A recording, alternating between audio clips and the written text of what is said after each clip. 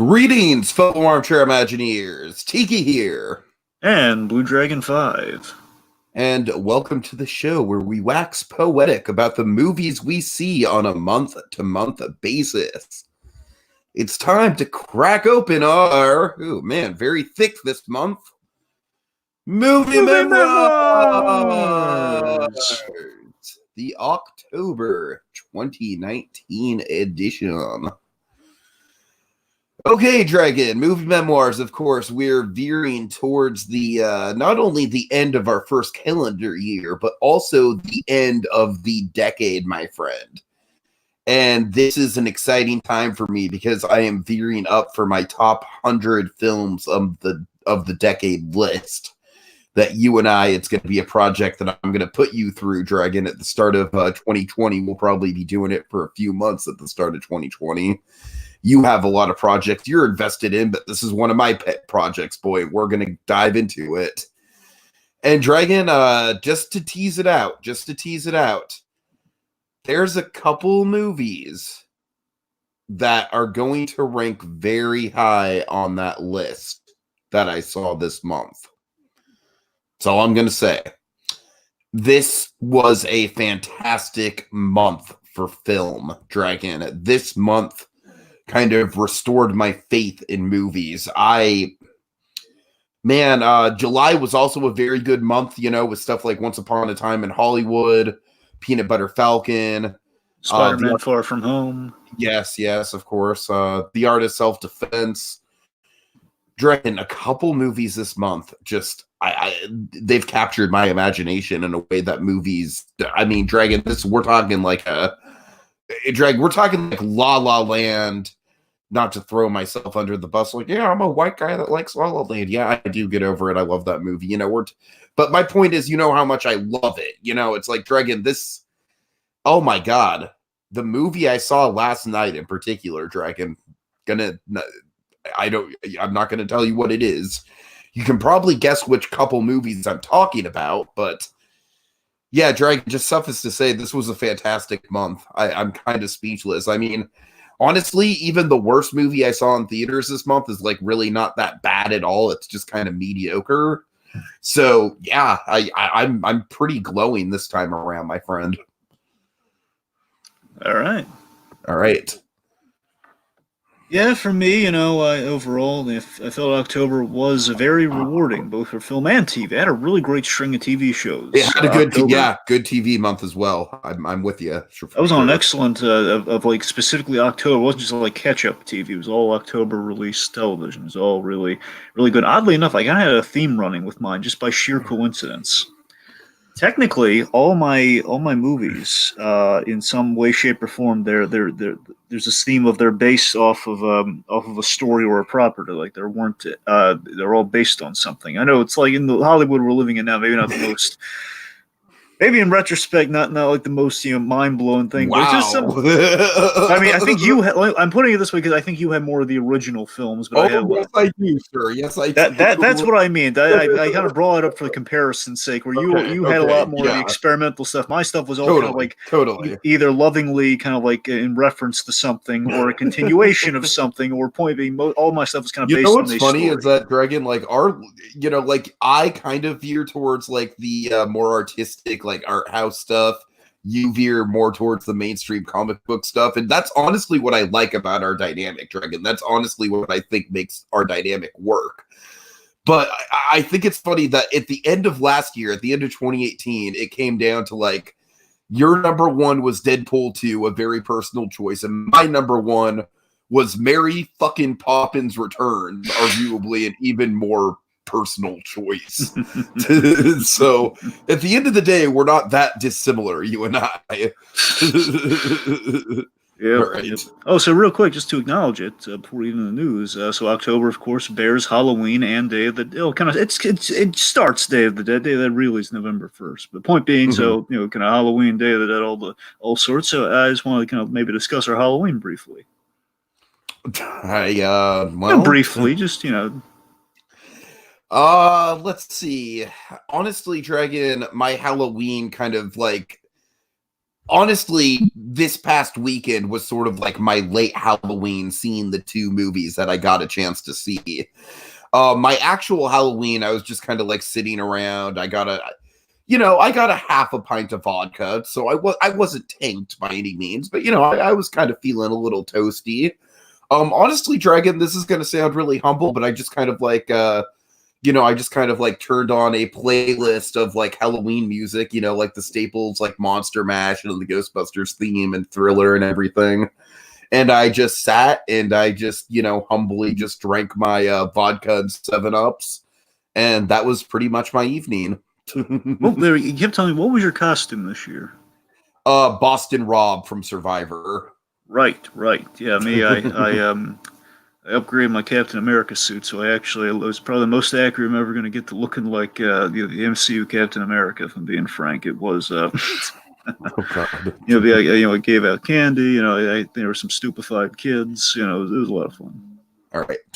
got a really drawn out conversation with a young Iron Patriot. But anyway, moving on. Oh, really? Yeah, this kid was really gobsmacked by me. Usually because I like to do it upright for Halloween when I Iron go. Patriot. That's a deep pool. Yeah, there was a kid dressed as Iron Patriot, and he was really into. Was he the Norman Osborn Iron Patriot?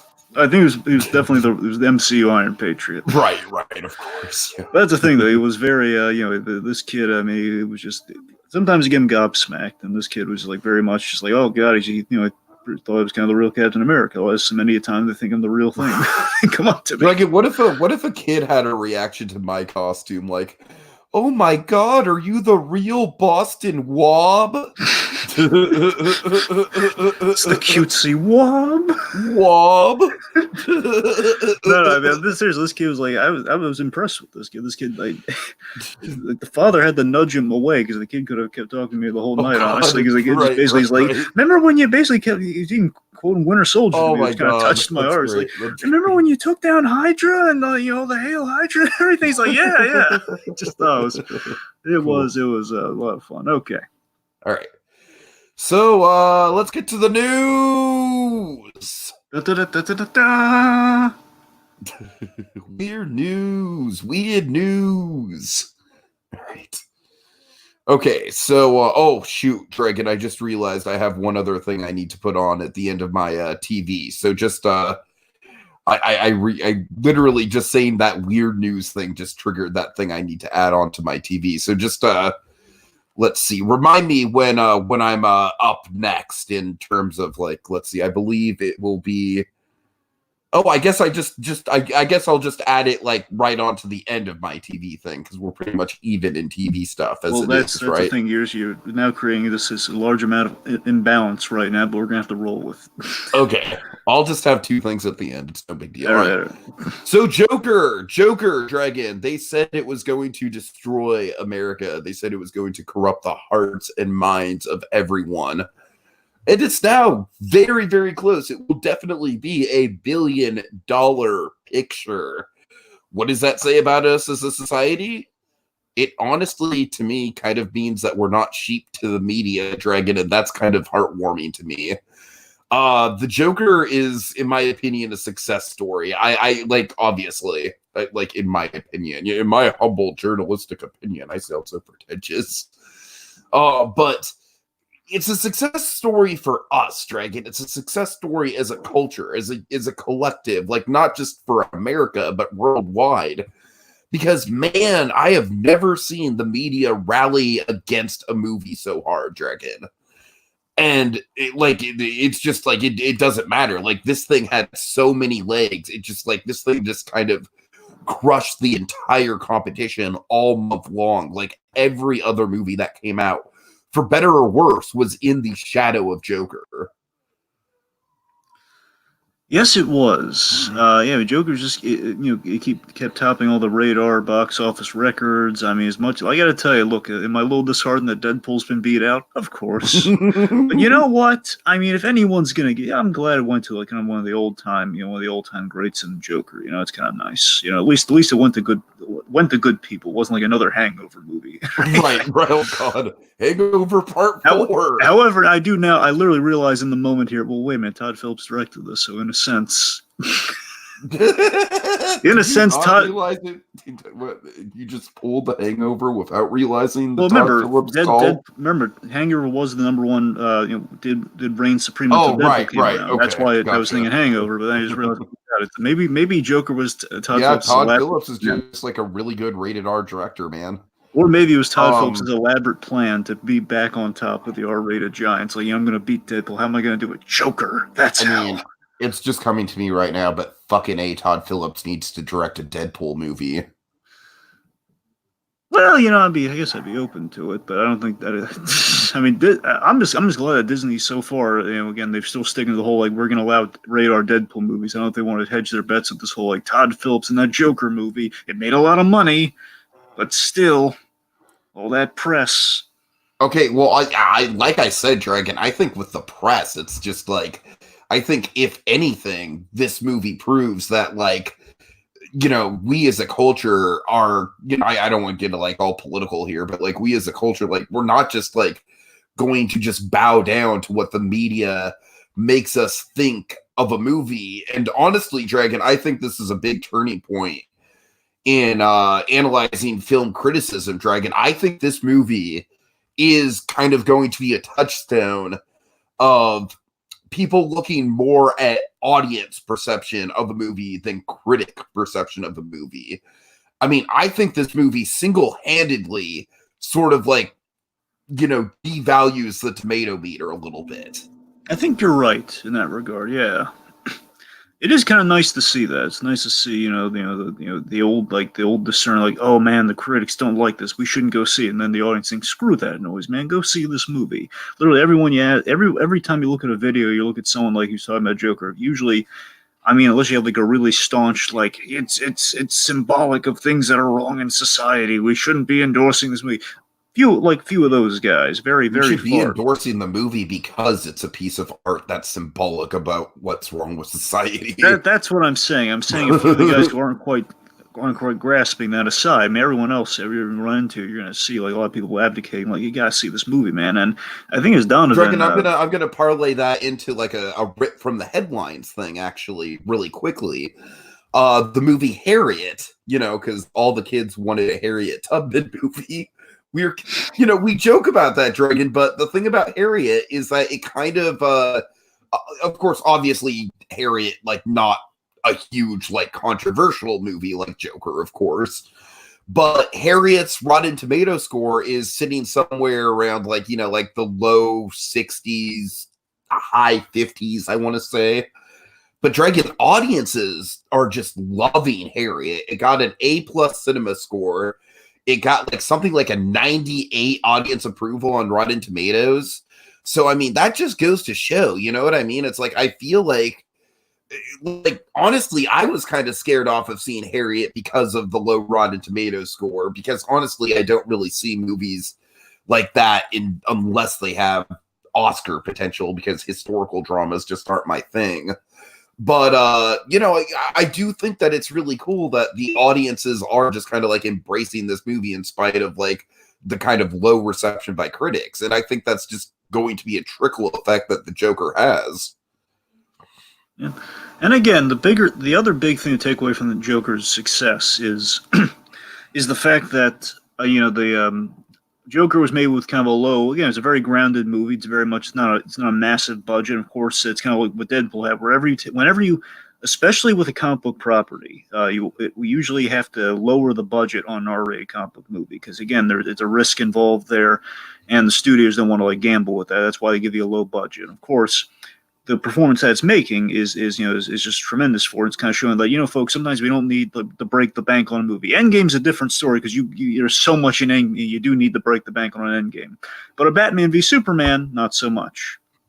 That's kind of the lesson. Sometimes we don't need to break the bank on superhero movies or comic book based movies to make them good. And I think movies like Joker, Deadpool, and Logan are definitely kind of the R-rated examples of, we can just tell the movie as it is, kind of boil it down to the core stuff, and just it'd be nice it's nice to have money on the table that if we need to dip into a little bit of effects budget we will, but sparingly, not we don't want to be have too much going on. We don't need too much. Honestly, Dragon, it's getting to the point where, like, I mean, I draw kind of a line with this because, you know, of course, like, if James Cameron gets around to doing another film ever, then I'll see it just because it's going to be a huge, you know, $800 million spectacle or however much money he ends up spending on it. But it's getting to a point where I am, for the most part, getting more excited about these, you know, these IP-based films that do have a lower budget, Dragon. And that is where I think the future of comic book movies is going to go. I mean, I think the MCU is a kind of this ongoing soap opera that we as a culture are still embracing. That's still got a lot of years left in it. But I really do think that that's the future of, like, you know, especially like the Warner Brothers DC stuff. I really think they need to start embracing that mentality because they saw how well it worked out for Joker. Yeah, DC absolutely needs to learn this lesson because, again, you don't need to break the bank on a Batman movie. You really don't. And I think that's the lesson that Joker hopefully will kind of. I hope that's the takeaway they get from Joker. Less the fact, like, R-rated comic book movies. Less that. We should be open to that. By all means, let's not, like, let's go really dark with it. Let's not take that lesson away. Let's take the lesson like this movie is really it's focused on the story, focused on the character, the performance. Dark and gritty Robin Hood. Exactly. Like, we shouldn't go and, like, you know, let's go dark and societal with it, man. Let's go that route with it. Like, no, let's go really, let's focus on what we need to be focusing on, not about, like, you know, like an advertising campaign or, like, you know, like giant star power. I mean, and one of these days, I'm not saying I'm not trying to, like, knock that because obviously Joaquin Phoenix definitely was definitely a kind of a notable name. But what I mean is, like, sometimes it'd be wonderful if we ever got back to the day where we get an unknown as a lead in a movie. You know, especially for superhero, like the days of Christopher Reeve. Remember the old casting theory. Let's get the big names honestly, on the side. I don't like. I feel like the MCU kind of has some quality with that, where especially with the Chris's weren't unknowns, but they were definitely, like, you know, the MCU kind of propelled all the Chris's into stardom. You know, they were small time Chris's, and now they're big time Chris's. Yeah, exactly. So I feel like the Chris's are maybe an example of that. Yeah. All right. Point being, Joker's box office, A-okay. Awesome news. Now I wonder who has a thought. We brought up the MCU. I think someone has some thoughts on that. Why is this a fucking thing? Yeah, I'm still. Why is this a thing? Why does anyone care? I'm asking the same question, honestly, because I don't believe that. I can't. Dragon, every once in a while, there is a story that breaks in the movie news community that just makes me ashamed to be a part of this community, my friend. I have a theory as to why this spun out of control. By the way, I have a theory. This is just. Before we start, Dragon, I'm going to say some fighting words, okay? Well, I'm just going to lay down. Go ahead. We have been a little coy. We should probably say what it is first of all. Okay, it's the whole Scorsese versus the MCU thing. Yeah. Dragon, I'm just going to lay down, like, I know you're a Marvel guy, right? And I want you to know, obviously, we're on the same page about this. I am not talking about you when I say this, okay? Mm-hmm. MCU fans who can't handle criticism against the thing they're a fan of are no better than bitter Star Wars fans who refuse to enjoy anything that they're a fan of anything from the franchise that they're a fan of. This is just as toxic as the Star Wars fandom. Dragon, the thing about this is, like, it's one guy's opinion. I don't care if Martin Scorsese is the Pope. It's one guy's opinion. By stretching this out into this whole, like, saga that's gone on all month, you enable, like, Martin Scorsese has more of a right to critique storytelling than any of you fools will ever have. I mean, I'm sorry, but Martin Scorsese, you know, love him or hate him, the dude has made... I mean, Dragon, you know me. I'm a fan of the MCU. I am. There's quite a few movies in the MCU. You know, the Guardian movies, the Thor Ragnarok. There's quite a few movies in the MCU that have placed very high on my top 10 of the year lists.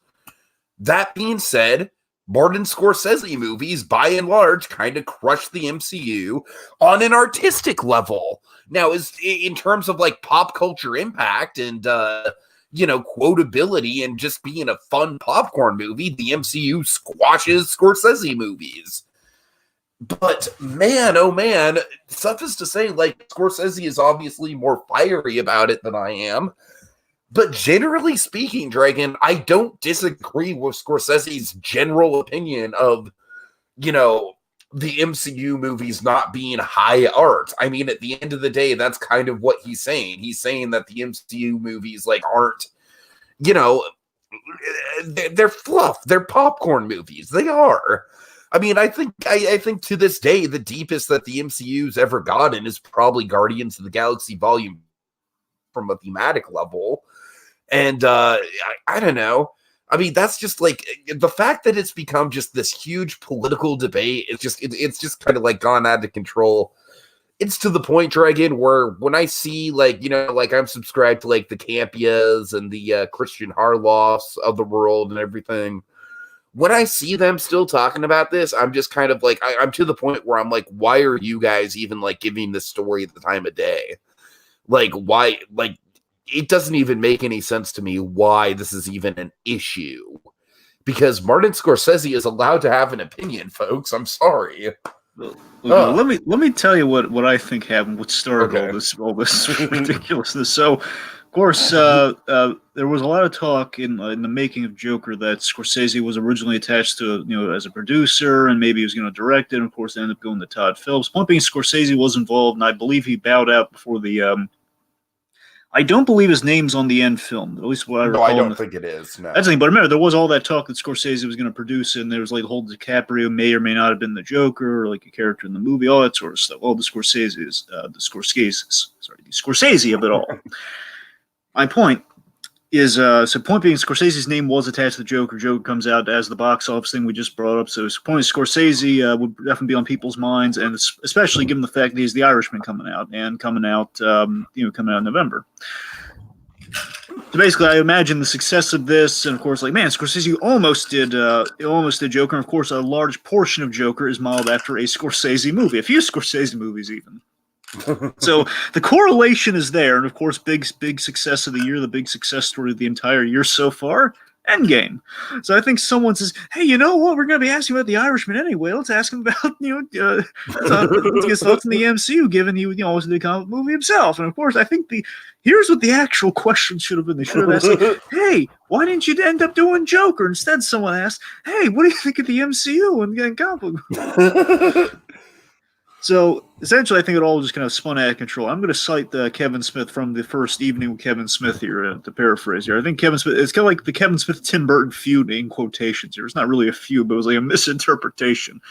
If I'm a betting man, I'm thinking it was like Scorsese just said, "Yeah, I don't really, I don't really view him as real cinema. I don't really care for him." And I think it was just like a casual thing with Kevin Smith saying, "Hey, Tim Burton stole my bit and put it in his movie. Ha ha ha ha, tee-hee." To quote the whole tee-hee of it all. And of course, the tee-hee does not come across. Oh my God, I could just see Martin Scorsese like reading the newspaper like, "But where's the tee-hee-hee?" Exactly. This is the thing where Scorsese just like, it's like Marvel films aren't cinema; they're dog crap, man. That's kind of what's coming across as. Which obviously, I don't think he's really like fiery about it. I think it's just like people misinterpreting it. I think everyone's kind of forming this giant of cinema doesn't respect the MCU, heresy. And you not respecting his opinion is not respecting the giant of cinema. All right, it's the other way around, buddy.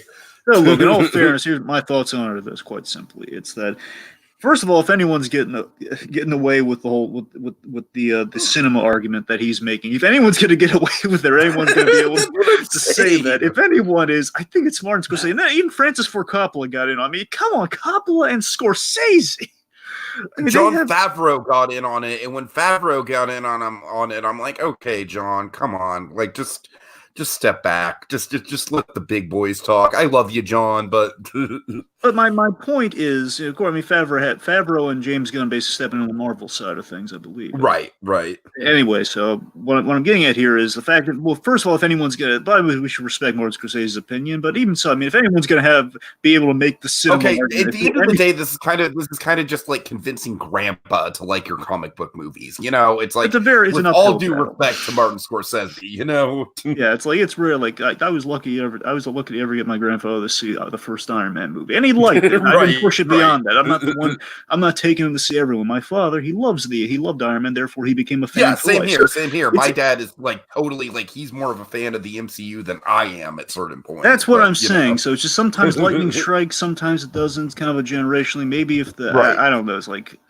point being, what I would personally say in the matter is that, look, again, I would respect, everyone has an opinion. He's got an opinion. I personally would respect Martin Scorsese's opinion, and one can make the argument he has a point by all means, and I could see that argument being made. But I mean, look, in my heart of hearts, I would make the counterpoint with all fairness, all due respect. I'm not saying the guy's wrong or anything, but I would say, for me, I mean, I would point to Winter Soldier and Guardians of the Galaxy as an example of Marvel being very, very much cinema. But if you want to look at the definition of cinema being like blockbusters would be cinema, which if we're saying blockbusters aren't cinema, that means Jaws and Star Wars aren't cinema. And I mean, what's the point at that point? You know what I mean?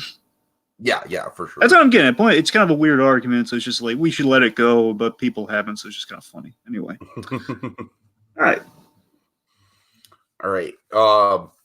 So, shoot, I'm just now realizing that in the midst of me seeing all these movies this weekend, I didn't have a chance to really look into this. So, take the lead on this next one, Dragon. I know there was a lot of news regarding HBO Max. I'm just not quite sure what it all is. Well, I'm just going to focus on the important stuff here. So, basically, HBO Max. So, basically, we're in the midst of a war. No, not that war. Not the first world important war. No. We're talking about we're talking about the streaming wars, man. Nothing but streaming. Apparently, we're in the dawning of basically November 12th is when the wars actually happen. But the point being, the wars. So this coming month is when the wars actually kick off. But basically, we're in the preamble of the wars, if you will, the streaming wars. And basically, of course, you have Disney Plus being the big titan versus Netflix, and then of course you bridge into things like a little bit of DC streaming service, a little bit. They get a little chunk, very minor, like kind of like a slice of the big pie. DC streaming service. And I bring up DC streaming service because it relates to HBO Max. So HBO Max, essentially HBO, they have HBO Now, and I want to say they're kind of going for the higher form of streaming. I don't know all the particulars. I heard that it was basically Cinemax is partnering up in HBO in some way, shape, or form. I think. I'm not sure. Otherwise, they stole the name Max. Mm-hmm.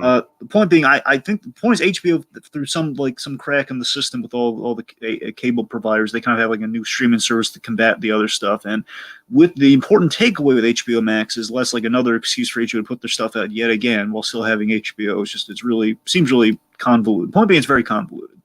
The important thing is that they're making their own content, and apparently somehow, and again, this is kind of the unfortunate sinking ship that seems to be slowly but surely DC Universe app, which again, they do some good stuff. I gotta give them points like I can. Like that's a humble little streaming service. I can get behind that streaming service, man. I can. I can, but unfortunately, the thing I like about that streaming service is the comic side of things. Yeah. Honestly, yeah. Well, and now they've upped the comics because they're hurting for business. Basically, they put like all the comics. They're not fully up to date, but basically the whole library is there. Essentially, that's what they're working on. I can respect that. So they have that going for them. They have some original content, which I'm fingers crossed for this new Harley animated show, which looks intriguing. And they have good stuff like Doom Patrol's really good. And let me see, Doom Patrol's really good. Young Justice is the best thing they have on there right now. So and they're avoiding Teen Titans Go like the plague. So they have my respect. Anyway, so my point is, DC Universe has a lot going on there. Unfortunately, I don't know why these aren't just going to DC Universe because again, unfortunately, I think they've seen the writing on the wall. So HBO Max, they're doing a few DC shows that aren't going to be on the CW. Yet have some of the CW showrunners on it. They have Guggenheim, who again does good work, and I want to say he was out on the original version. They're doing a Green Lantern show. Now, I don't know if this is like they're doing this in lieu of the movie they talked about, because again, obviously DC's movie plans are constantly in flux, and there's like a wait and see attitude at this point. Mm. But they're doing a Green Lantern show, and basically some of the Guggenheim team, they worked on the movie, and all their ideas got quashed. And that's how you end up with the Green Lantern movie that kind of is now gone down in green infamy. Point being, they're doing some DC shows, and of course, Watchmen on HBO is kind of leading the charge for like kind of the support. Like, yeah, let's do some more comic book kind of based stuff on there. And I don't know what the other shows are. All I know is they're doing that. And speaking of the CW a little bit, this is in development. It's not a show, it's not a pilot quite yet, but it's in development. And from what I hear, things are looking good, and I'm very excited for it if that's the case. Superman and Lois, soon to be on the CW, I hope. Now, is this going to be like a spiritual successor to Lois and Clark? I imagine, here's the thing, it's not going to be, spiritual is the operative word, yeah. It's probably going to be spiritual success. It's not going to be like the same people, though, because the serious thing, the CW has great reverence, as in Dean Cain and Terry Hatcher were in the Supergirl show. They've been on the show, so therefore, and they do a lot of references, and especially the crossover coming up, like Tom Welling's going to be on it. So again, there's a lot of reverence for all the Superman shows and everything that's happened. So I'm sure it's gonna, with a name like Superman and Lois, there's got to be some Lois and Clark in there. Gotta be. So I would be shocked if they didn't go that direction. But the important thing is, like, finally, folks, we have like a Superman show, like a little by name Superman show. Right. Folks are like saying, well, what's the deal? They had Small, and no, that's not a Superman show. That's Clark Kent on a farm. Okay, fine show in the beginning. Fine show, went on way too long. Supergirl, love it, but again, not Superman. And they took him like a whole season to finally get Superman in Supergirl, and then they found a decent way to write him out. Something else I should probably bring up. In the age of Batwoman, where we have to write out Batman in a ridiculous way, I'm just glad to hopefully be getting Superman in a TV show. And this Superman, by the way, Tiki, I know you haven't seen this Superman, have you? No. Yeah, Tyler Hoechlin, I believe his name is. He'll be in the crossover too. You should probably check that. The big Crisis thing they're doing. He's a good Superman, by the way. He's really solid. I think you got a glimpse of when we did that big retrospective for Superman way back when. Oh, okay. Point being, he's good, and they introduced Lois, and the idea, last we left these guys, Lois Lane was pregnant, and they found a good way. They found a good way to write Superman off, by the way, versus the bad way they wrote Batman off in Batwoman. Where Superman, Lois is pregnant, so they take her to a planet with a red sun so she can safely give birth. That's a proper way you write somebody out, because he's still Superman, and we don't just like say Batman failed at saving somebody and went off the grid for 3 years, still nothing. Flash can finally say the word Batman, but we can't show Batman. We can't have Batman, but we can write stupid letters to Batman from his cousin. That's rough. So, point being, as people can probably tell, look, I'm giving Batwoman the old college try. That's like a little crumb now. I am honestly surprised you're still watching it, man. Honestly, the girl. I gotta be honest. It's the girl. I do not have the time of day for bad TV, man. I really don't. The girl who plays Alice is actually really good. That's a thing. See, the thing with Batwoman, I'll mention this when we move on, because again, it's the last thing I'll mention. Because again, I probably should mention Batwoman a little bit here, because it did premiere, I believe, in October. So, the thing is, the thing with Batwoman to me is a character I already have trouble getting into. I've kind of gotten to a place where I'm okay with Batwoman, but I still hate like Batwoman as a member of the Bat family, because she's like a cousin that Bruce Wayne had. When you add cousins to the Wayne family, it gets really weird, because like, why didn't he go to these people? We lost the parents. Like, all these really weird semantical questions come up. And Batwoman in the comics used guns, and I was like, how would Batman ever allow that? And the point being, she's kind of to me, she's always been a little bit of an unlikable character. Really interesting backstory. Kind of an unlikable character. It's like, I'm better than Batman. Like, I don't need to be part of the Bat family. Eventually, they reconcile into a whole. I never care about Batwoman. I care about Batgirl, not Batwoman. And the show again is on the money, but also on the money in the fact that I don't care about this character. I guess it's doing a good job, but again, basically the thing I keep ranting on, even if I want to say, well, it's good, it's not my cup of tea, but I mean, it's accurate. The one thing it's not accurate with is how we introduce Batman in the show, and I'm so pissed off that after all these years in the CW Arrowverse, after all these years, we finally go to Gotham City, we finally acknowledge Gotham, and no Batman. Anyway. Yeah. Okay, my rant aside, my rant aside, let's move on. Let's talk about some other Batman stuff. Let's talk about certain casting that happened.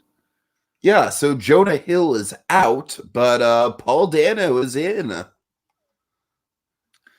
Yes, yes. I gotta tell you, I never thought Jonah Hill was going to be the Riddler. Everyone was thinking he was going to be a good Penguin. Penguin, yeah, that's what I thought. I could get behind him as Penguin. Everyone thought he was going to be Riddler, which would be like, let's not just like typecast Jonah Hill as the Penguin, as many people would assume he was, as we would. But again, he would have been a good Penguin, in my opinion. I don't know.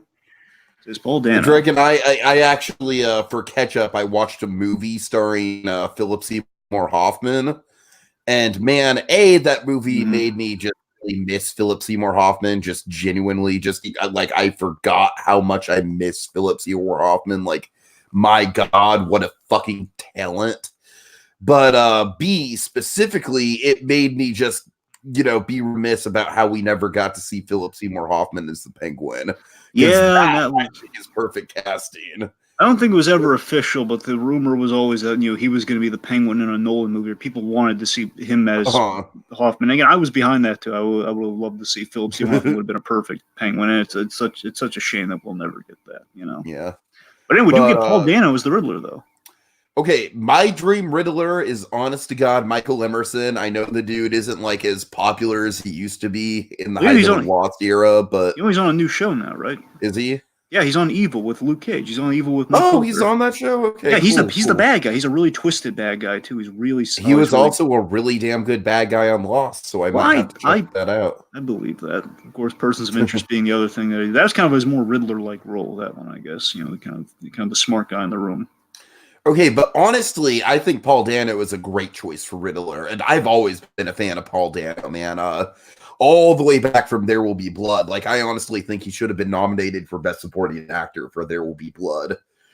And of course, more recently, Love and Mercy. I thought he was fucking fantastic in Love and Mercy. I keep meaning to watch that one because I hear he's great. You still haven't seen Love and Mercy? No, I haven't seen Love and Mercy. Oh man, if you're looking for a good biopic, sir. I know. I hear great things. I don't know why I never get to it, but I mean, I might be biased because like the Beach Boys is one of my all-time favorite bands, but yeah, just the structure of it is really good. Anyway, one of my favorite gags, and one of these days you should just check it out, is in Home Improvement. Wilson, he was one of the I think he was a brother or a cousin. Point being, he was related to the Beach Boys, and they brought him in. So one of the Wilsons. Yes, that's the idea. Wilson. So the gag is that because Wilson's name is Wilson, so you can't go wrong. So anyway, the point being, like he was, I assume he was like I want to say brother, but it's been a while. The point being, like they had the Beach Boys on, and the idea is that Wilson wrote songs, and they never liked the songs because Wilson's not a songwriter. And basically, they're like performing for Jill, Tim Taylor's wife. So it's like performing for Jill, like they're requesting songs, and they're singing a bunch of songs. Oh man, that actually sounds hysterical. It's quite delightful. It really is. Anyway, so Paul Dano. Yeah, I haven't seen Love and Mercy. I've seen Paul Dano in a few things. I've seen him in Little Miss Sunshine, of course. Oh my God, he was so good in Little Miss Sunshine. In the first, I think it was the first time I ever saw him, and the other thing I saw him in, like the last time I saw Paul Dano personally was Prisoners. Oh yeah, sure. Yeah, he was. God. That's what I'm saying. Really good there too. I think Paul Dano. He looks like the Riddler. I think that's really great. Totally. Basically, he's like, if the Riddler had blonder hair. I mean, of course, they could always change that, so it doesn't really matter. My point is, like, he looks kind of like the. I mean, you've seen this. He looks a little bit like the Greg Capullo Riddler, don't you think? Yeah, definitely. That's a thing. The long hair and the sideburns, anyway. So I gotta tell you, Paul Dano I back this choice. I gotta be honest. I think he's the most solid casting choice in the movie so far. I'm not taking away from the other casting choices. I gotta tell you, I think the one is most instantly right. The one that's most. I've got things to say about Robert Pattinson, as you know. Well, again, I think I've got updated thoughts about Robert Pattinson, Dragon. Current thoughts about Robert I know Pattinson. You do. We'll get there. My point is, I'm sure so far all the casting's been fine. I'm sure it's going to be fine. It's going to work for the movie. I think Paul Dano's the ones 100% sell. Okay, Paul Dano. Mm-hmm. Yes. Absolutely. Now, keep in mind, Dragon, I was the jackass that way back in the day, I try and erase this from my internet history, it's like a shameful part of my internet past, Dragon, but way back in the day, I was fucking stoked for Jesse Eisenberg, Lex Luthor. I mean, I just have to laugh at that now. But man, Dragon, I think like Jesse Eisenberg Luther could have really been something given the Social Network of it all, because the Social Network was my connect to like evil Luther, like, you know, like Eisenberg playing kind of like a villainous, like, you know, like Zuckerberg style billionaire.com tycoon. Hey, just to alleviate some of the burden there, that could have worked in the hands of someone who knew how to write. Lex Luthor. Yes, in the hands of someone who knew how to write. Yeah, the character that Jesse Eisenberg was playing in that movie was not Lex Luthor. Eisenberg could have been, he could have been a solid different Luthor. He could have been like the younger version of it. He could have been, again, he could have been it could have been like a Landis Lex Luthor. That one would have been fantastic. Anyway, but let you go. Speaking of Lex Luthor, just to kind of shout out, Donovan had a thought in the whole Superman Lois show.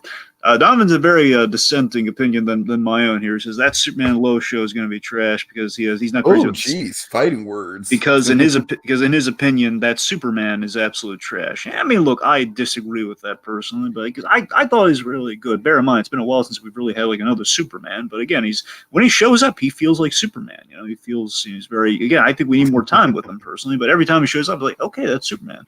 I think what he might be referring to, and again, I don't know how up to date he is on things. I'm going to assume he is based on that comment. But last time Superman appeared, it was during the not so great crossover they did, the Elseworlds crossover, which had its moments. But some people, not myself, a lot of people really didn't like Superman in that episode. Maybe that's what he's thinking of. Maybe that's like soured his opinion on Superman. I don't know. Anyway, just to get that in there, of course, we can round out. He's more of a Cavill guy. There you go. Cavill's, in comparison, sure, no one can be. I am actually like a big Cavill fan, like in spite of the fact that I really don't think the writing on those movies have done him justice. Oh, but heavens no! But he is. I feel like Cavill is like, you know, like acting his little heart out in spite of the movies. If you look at the third act of Justice League, he's such a happy camper in the third act of Justice League. Like if only he could have played it. Like if only he was allowed to play. Like Cavill kind of like single-handedly was the reason why I didn't walk out of Justice League hating that movie like a lot of other people did. Cavill, he is an excellent Superman, man. I will fully back that. Okay, Cavill's great, and I keep saying I used to say Cavill, now I say Cavill. I think you're a bad influence on me with that, but anyway. Anyway, point being, so of course, off the Lex Luthor and the Superman talk of it all. I think point being, Paul Dano. One thing I will say about Dano before we move on, though, real quick, is that Dano, I'm really curious about how Dano is going to play the role. Because, of course, Riddler is kind of a balancer. He could do his own thing with it, but traditionally, he usually have, like, there's a super genius or the outcast. On Gotham, we've seen the outcast. You know, we've seen very much kind of the socially, the guy who kind of, like, he finds a backbone in crime, and therefore he kind of goes off the rails to then by the end of things, he's a super genius.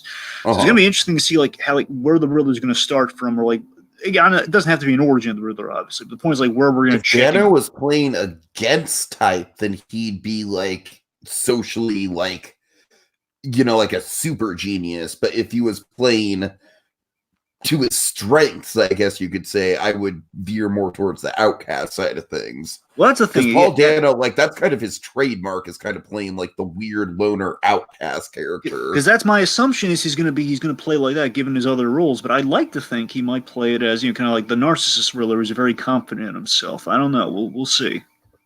Okay. Well, like I said, I think playing the narcissist Riddler would be like more of a stretch for Dano. Yeah. So I'd like to see that. That's what I'm saying. Like that's why I'm kind of wondering, like, which. Anyway, so point being, Dano is burning with possibilities. We'll see. Fingers crossed. But you know, honestly, Brian Wilson might be the closest that Paul Dano's kind of playing a narcissist, to tell you the truth. Well, there you go.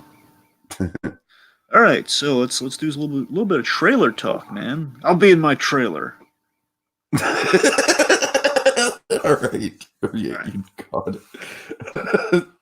All right. So, Dragon, that rumor that I heard about at D23, I'm so glad that actually came to pass. Yeah, because I thought it was such a crazy thing to hear, but I saw it from my own. It's not, right? Apparently not. I saw it with my own eyes. Like I felt so validated. Because I was watching, it's like, oh my God, Tiki was right. Yeah, he didn't hear it wrong. I'm forgetting who I even heard that from. I think it was Campia. You understand my skepticism, right? I totally. Okay, but right. You know what the weird thing is, Dragon? here's the thing. Onward is a movie where it's like, I feel like Pixar is very, like, I feel like people are skeptical about this movie because it's kind of like Pixar's second attempt at like a fairy tale setting, and Brave was maybe not the best Pixar movie. But honestly, I feel like this film kind of has that sort of like, you know, like the world from the view of blank thing. Like this movie is basically just a way better looking version of Bright. And I don't know, man. Like I'm not as excited about this as I want to be, I gotta say.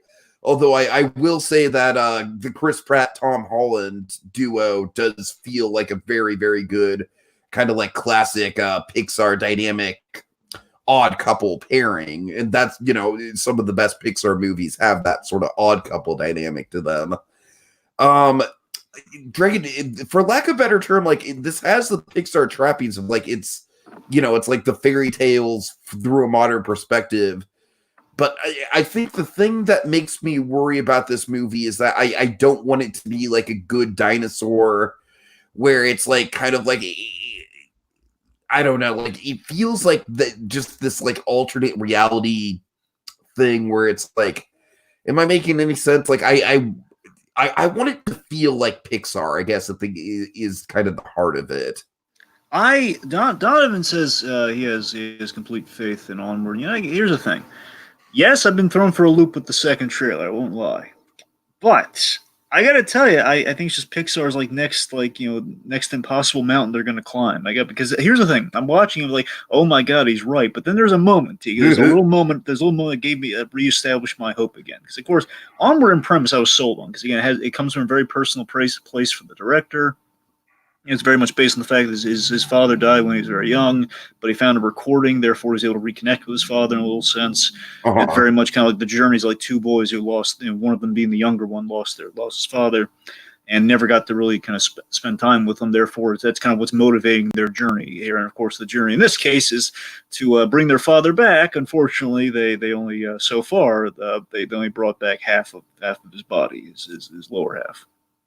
Now, the one bit that really just like kind of at that moment was the little foot tap, where it's like he's just the lower half of him, and then the foot, like it basically it kind of goes on top of Tom Holland's character's foot, and it's like, huh? It's like the pick. A little moment there, or in the past I would have doubted, but I saw that moment. At this point, I like to think that I'm going to pick up on the fact that, you know what? I think Pixar's going to sell me on the animation here. Where it's going to be they're going to make me believe they're going to sell you on a father fully being there with only his legs. They are, and then of course they're going to sell you like a beautiful father-son dynamic with only legs. I know how crazy that sounds. I'm fully aware of how insane that sounds. But seriously, this is the fact. Like in the trailer, they have this really great visual conceit where basically they put like kind of like to make it. They put like this like a fake body on the top of them. And I'm sure like the animation is going to look great on it. So I don't know. Onward, man. I think they're going like a really weird way. I have more faith in Dan Scanlon than anything else. I really like the last thing that Dan Scanlon did. Of course, he did not everyone shares Spain. I think he did a really great job at Monsters University, and I think I like the last thing they did. I think maybe that's what worries me.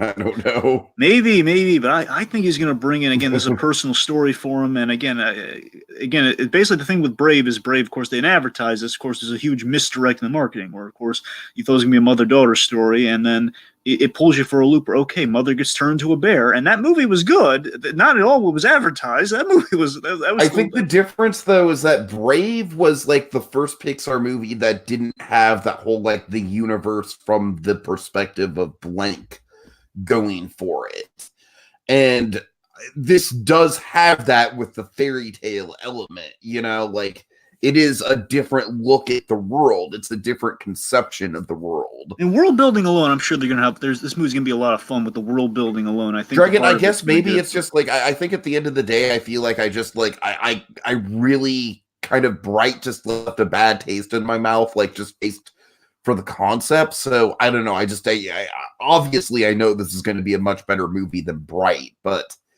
we'll see how it goes. All right.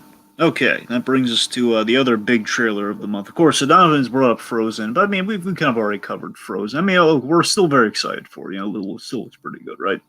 I mean, honestly, with the marketing for Frozen, I've kind of like ignored any trailers that have come out at this point because, like, I just kind of like want to be as cold as possible. Pun intended. So basically, we're kind of like we've had a point where we're not really actively seeking it out, but we're pretty hyped for it though, right? I am pretty hyped for Frozen, definitely. There we go. All right, so back to the really big trailer of this month, which oh god, Rise of the Skywalker.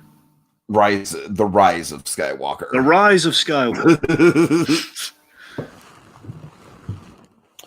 To paraphrase Dr. Champ, a small but very legally distinct, important distinction. Oh god. Yeah, honestly, Dragon, I like the trailer just fine. I don't think it's the best trailer ever, but like I like it just fine. I know Donovan here in the chat has different things to say about it, so this is kind of what I'm getting at with like the and Donovan, you are someone who does actively have critiques for Star Wars, but you're not like over the top vitriolic about it, and that I appreciate about you. But I don't know, like, just as someone who, yes, I admit that. I'm sorry, I'm gonna fucking like cross some political lines here, folks. I'm sorry. Oh god. I'm Donovan. Yeah, all right. All right. As someone who actively liked The Last Jedi, like, there are genuinely scenes in The Last Jedi that are my favorite scenes in all of Star Wars. Sorry, not sorry. I know The Last Jedi has whack stuff with it. I'll never defend the Canto Bight stuff. But man, oh man, that throne room battle. But pretty cool. But yeah, I don't know. Look, I think that behind the scenes, The Rise of Skywalker, I think, is probably going to be a mess, honestly, from what I've heard about it behind the scenes. But just as far as the trailer is concerned, Dragon, I think the trailer's fine. I really like the use of the traditional, Star Wars opening crawl march for the final trailer of the final film in the saga. I think that was very appropriate. I think the editing was very cool. The editing was pretty well timed with the images and everything. So, if anything, I felt like it maybe relied a little bit too much on Palpatine dialogue. But, other than that, it was, I thought it was a fine trailer. It didn't offend me in any way. Let me tell you this. So, I have this weird thing I've never had with a trailer before, but I have with this now. I gotta tell you, I hated how this thing was debuted. So again, let me be clear. Really? I love the trailer, but I hate how they debuted this, because it was the really like sour point of my month, because of course things sold out really quickly because of how they debuted this. So I basically found a way to not get through a good theater. I might be able to see it the night of, but my point is, this thing really just it was a real kind of kick below the belt in terms of like not only is it's premiering later, and then every time, basically for a while, and every time I checked that trailer, I was feeling like a pain that, oh man, I'm gonna miss out on it. So it's like this sort of thing. So not the trailer itself, but it basically is the first time I've ever had something like ruin my enjoyment of something, my enjoyment of Star Wars, or my enjoyment of basically this movie. Because, it sounds so for a squirrel, I know, like, you're not going to see it the first day, but it's also around the holidays, which means it's basically booked up for the next couple days. That's the thing. The thing about not seeing it on the first day is I'd just be very worried about spoilers. Well, I mean, that too. It's just more like, the experiences, the overall enjoyment, it's just that, the spoilers are obviously there's something to factor in there as well. My point is, I never had like a trailer, now every time, it's like a reminder that ruins my enjoyment of it. So it's kind of, I've worked past that, because I've seen got a little bit of a glimmer of hope. But point being, the trailer itself, it's really well put together. I think it's to reinstilling kind of the hope that I think they're going to buy it back at the end of the day. All the naysayers on last year, I think they're going to be bought back with this one. Fingers crossed. Again, it's an optimistic view. It's probably going to be humbled, I'm sure. but I mean, seriously, at the end of the day, it boils down to like the big moment from the trailer, the big thing everyone's talking about, the big thing that should be talked about, the C-3PO moment. Yes. Oh my God. Yeah. That got to me. And one last look at my friends. I'm not gonna C-3PO is my favorite character in Star Wars. I say that like with no hesitation. I've always loved C-3PO. So the point being, look, I mean, I think the trailer's hitting all the right notes. It looks really great. And again, basically, it's kind of reminding everybody, hey, all you cynics, all you guys saying like you're really uberly offended by the Last Jedi, like you say, I'm not going back to another one. I mean, guys, come on, it's the ending. It's the ending. All right. All right. One bit I liked the trailer, but I hated how they debuted it. Anyway. Yeah. Okay, almost done here, folks. We're gonna do some in memoriam stuff. So let's start with Robert Forster. Dragon, I got to admit, I'm kind of a simpleton who mostly just knows this guy from Breaking Bad. Robert Forster, he was one of the great actors, man. This guy's been in so many credits. I'm going to focus on a few here. So, of course, a big thing that he did, he was in a Tarantino movie. He was in Jackie Brown. That's one of the few Tarantino movies I need to see. Dragon. Oh yeah, you really. Jackie Brown's. I've really never actually one. seen Jackie Brown. Yeah, I know it's on Netflix. I need to see it. Yeah, Michael Keaton's in that too. He's really good in that too. Anyways, the point being, it's he had a really, there's like a bail bond sort of thing that goes on in Jackie Brown. He's sort of he and Keaton, I forget exactly. It's been a while since I've seen Jackie Brown. Remember he's in. I forget if he's the lead bail bondsman or what. But the point being, he's helping Jackie Brown out. So the point being, Robert Forster, he's always been like a really great character actor as well. Well, maybe not character. The point being, he's always been a great supporting player. Like he's not really doing characters, but he usually kind of plays just kind of these. He plays these really great kind of support nets. Very much kind of like the Katie Mary Garlands of the world, if you will. The Mark Smith. That's sort of what we're going for here. But no, seriously, Rob Forster always brought kind of he always brought sort of this class, as sort of like this is like an actor's act. This is a guy who's in the business really helping you kind of bolster your ceiling. He was in Me, Myself, and Irene. He was like the one good. He was the. You don't have good memories of that movie, do you? Okay. Oh god. Okay. Oh god. Oh my god. Oh my god. I have the most random memory, Dragon. Oh my god. I never thought I'd get the chance to tell this story. Is it the chicken? Is it like the duck? No. It has nothing to do with the movie itself. Okay. Oh my god. Oh, this story is so funny. It just sticks in my mind. Oh, this is back in the days when video rental stores were still a thing. And oh my god, I don't even know if I'm going to be able to get through the story. I haven't thought about it in so long. Oh god. Well, this is a good start. Okay, so my family, I believe at this point it's just like my dad and I are pulling up to it's not even a Blockbuster. It's like a local chain, a Bradley Video. And there's this trailer trash mother and her two kids, right? And they're sitting outside of the video store, and the mother just asks us "Excuse me," and I swear to God, she had this thick accent and everything. Are you returning a copy of Me, Myself, and Irene? This woman is just the gist of it is that Me, Myself, and Irene was sold out at the video store, right? And so this woman is just sitting outside with her two young children. I want to emphasize her two young children. And she's so desperate to get a hold of a copy of Me, Myself, and Irene that she's asking everyone who goes into the store if they're returning a copy of it. Okay. I think that's delightful. I don't know. I just the fact that it's probably a single mother who's just gonna go home and watch this really trash movie with her kids. God.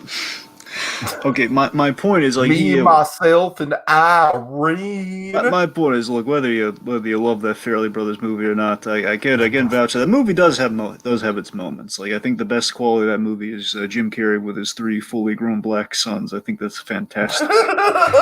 Seriously, right. And I know how silly that sounds, and it is silly, but I love the fact that these were kids from basically his wife cheated on him, but he was the idea is that Charlie, the character they plays, is such a nice guy, and of course they build up he's such a nice guy who then has a split personality that is not so nice, hence the whole Charlie Hank of it all. The point being, I'm explaining the plot of Me, Myself, and Irene. No, in all seriousness, it's the fact that I think the core of the movie is the fact that this is such a nice guy. He raised these 3 kind of kids there was these three kids that were a reminder of like the worst part of his life, but he loved them so much. He was such a good dad to these kids, and they grew up in like, it's so nice, you know. I always all right, loved all that. right, all right. Can we get off of me myself? My point is he has a boss. He's really nice. He's a not a Mountie, but he's a Rhode Island State Trooper. He's a Rhode Island State Trooper, and his boss is Rob Forster, and he was like the one guy in his corner in that movie. And the point is, like, you have other roles like better. He played Tim Allen's father in the Tim Allen show Last Man Standing. He was really good there. Of course, again, I think I've kind of listed a few off there. Point being, Rob Forster, he always just brought, again, the way he played Ed in Breaking Bad, the way he played the vacuum cleaner guy. Of course, this guy, he only had one scene in Breaking Bad, but of course they built him up so much, and you like this myth about this disappearer guy that Saul Goodman knew. And you had this scene, Robert Forster, again, basically this seasoned actor who's been in so many things, in television and movies. And in one scene, again, I believe he got an Emmy, or like it was some sort of like guest Emmy. At points he got an award from something for like a guest spot. And again, it was absolutely warranted because he brought so much dimension to that character, basically kind of giving someone the Walter White someone to bounce off. And of course, I love Granite State. And of course, he's a huge reason. I think he's a huge reason as to why that is, because you just have this guy who is the successful criminal. He's very much like he knows exactly what to do, but he's very honest with you. There's that moment where Walter White asks, "If I gave you this money, would you give it to my family? Would you believe me?" It's like that moment right there is the point. And the sad thing is that Rod Forster, he came back for one scene in El Camino, and the saddest thing I've ever heard, one of the saddest things I've heard this year, is the fact that El Camino comes out, and he died on the day El Camino came on Netflix. And he was really, he had one scene, it was a really great scene in El Camino, man. He was so. It's my favorite scene in El Camino. That's what I'm saying. And again, he like not losing a step, and I love that he went on a note like that, though. The fact that, again, that he was doing it till the very end, like he was bringing everything he's done. It's great. Oh, he never gave a bad performance in anything I've seen him. Again, whether it's Me, Myself, and Irene, or if it's something, or Jackie Brown, the man always delivered. And he was, oh God, I tell you, it was so sad to learn that he passed, and it was a sickness that he had. It was, oh man, it was a shame. But he was just Rob Forster. He may or may not be appearing in Better Call Saul season 5. They don't have to bring him in, but they did finish before El Camino premiered, so there's a chance of it. Fingers crossed, but regardless, Robert Forster he won't be forgotten, man. One of the all-time greats. Whenever he shows up, it's a delight. All right. Okay, so John Witherspoon. This is a name that I'm not necessarily familiar with, honestly. Well, this is a far briefer one, not in a lesser sense, but a far briefer in the sense of he was known for he's very famous for one thing in particular. So John Witherspoon was a comedian, also a voice actor. So John Witherspoon, he was very well known for the Boondocks. Oh, yeah. Okay, I know exactly who he is, yeah. He was granddad in the Boondocks, so he was the main guy in Boondocks. He's second to the kids, but let's be honest, he was the main guy in the Boondocks. So Boondocks, look, here's the thing. Boondocks is one of those shows where I kind of respect it, but I can't get into it, Boondocks is one of those things, like, it's kind of like the movie Moonlight. It's like, I respect the heck out of it, but because it's not my culture and my world, I kind of have to look at it from a distance, Basically, I checked in on the Boondocks at the wrong time. I was like really early. I was a little too cynical for my taste then. It was just like, I don't think I would have appreciated it. Like, if I went back to it now, I think I'd appreciate it more, but it still might be a little too dark for my sensibilities. I don't know. A little too cynical. It's kind of like that Invader Zim thing I keep talking about. Or sometimes you don't. It is a pretty damn cynical show. That's what I'm saying. It's like that Invader Zim thing, where if I can't identify with humanity, it's like if everyone like in the whole universe is like just like why do I care? Like basically, if you can never win in this world in any sense. Well, I mean, like I said, I feel like for the African American community, the show is like ridiculously identifiable. That's where I think the disconnect for you and I comes from. Maybe. I remember Ed Asner had like a cameo. I watched the Ed Asner episode. I forget how recurring Ed Asner's character was, but he appeared once, and that was the main reason I checked it out. And I watched a couple episodes here and there of it. So Anyway, of course, John Witherspoon did it. I've seen John Witherspoon in a couple movies, some good, some bad, but he was always entertaining. Like I saw him in Little Man, which again, not a great movie, but he was. God, oh boy, that. Yeah, oh, yeah, what a wow. Point is, again, he's John Witherspoon can be really funny, and yeah, it's a shame to lose him, Sad. Right. Okay. All right, lastly. Okay. So we Oh should probably man. explain that we are always out of our depths whenever we talk about Game of Thrones, but this is we should kind of talk about I this. feel justified for being out of my depth about Game of Thrones. Game of Thrones is like a pop culture phenomenon that I'm kind of proud that I missed out on. I So, kind of wear I kind of wear it like a badge of honor, honestly. so before we just get to the main thing we're here to talk about Game of Thrones, I should give a little bit of context. Do you know the context, or would you like me to do it? All I know is that they are out of the Star Wars thing they had planned. That's literally all I know about the I should story. give a smidge of context here. So, Okay. keep it simple. There's been a lot of craziness going on with the showrunners of Game of Thrones. Now, again, I'm not, I don't know all the ins and outs of it here, but here's what I've heard. It's basically kind of like the cell line of what's been going on. Essentially, the showrunners saying basically, of course, Game of Thrones has ended, and they have these prequels that are kind of in development. Well, basically, a few Game of Thrones prequels, as well as the Star Wars trilogy that are developing. So the Game of Thrones boys have been busy. So they've been interviewed about Game of Thrones. They've been kind of talked about, and they gave an interview, and it was really one of those. I'm not going to say career-ending interviews, but it was not a flattering one.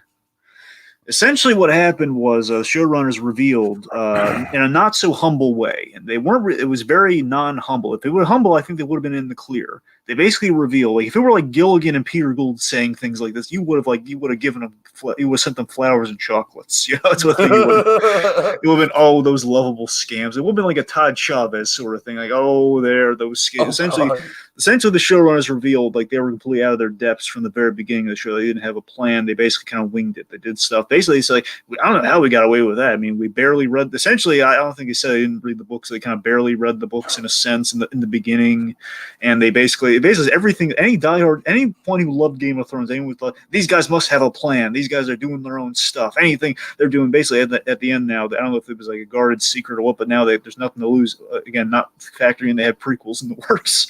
They kind of said, you know what? We didn't never listen to fans or anything. We just did this and we lucked out there, and basically like we were writing it ourselves, and HBO suggested we bring in more writers, and then we did. So basically, all of this stuff is points that diehard Game of Thrones fans feel very vindicated. Like, we knew 8 was bad, and we're not crazy.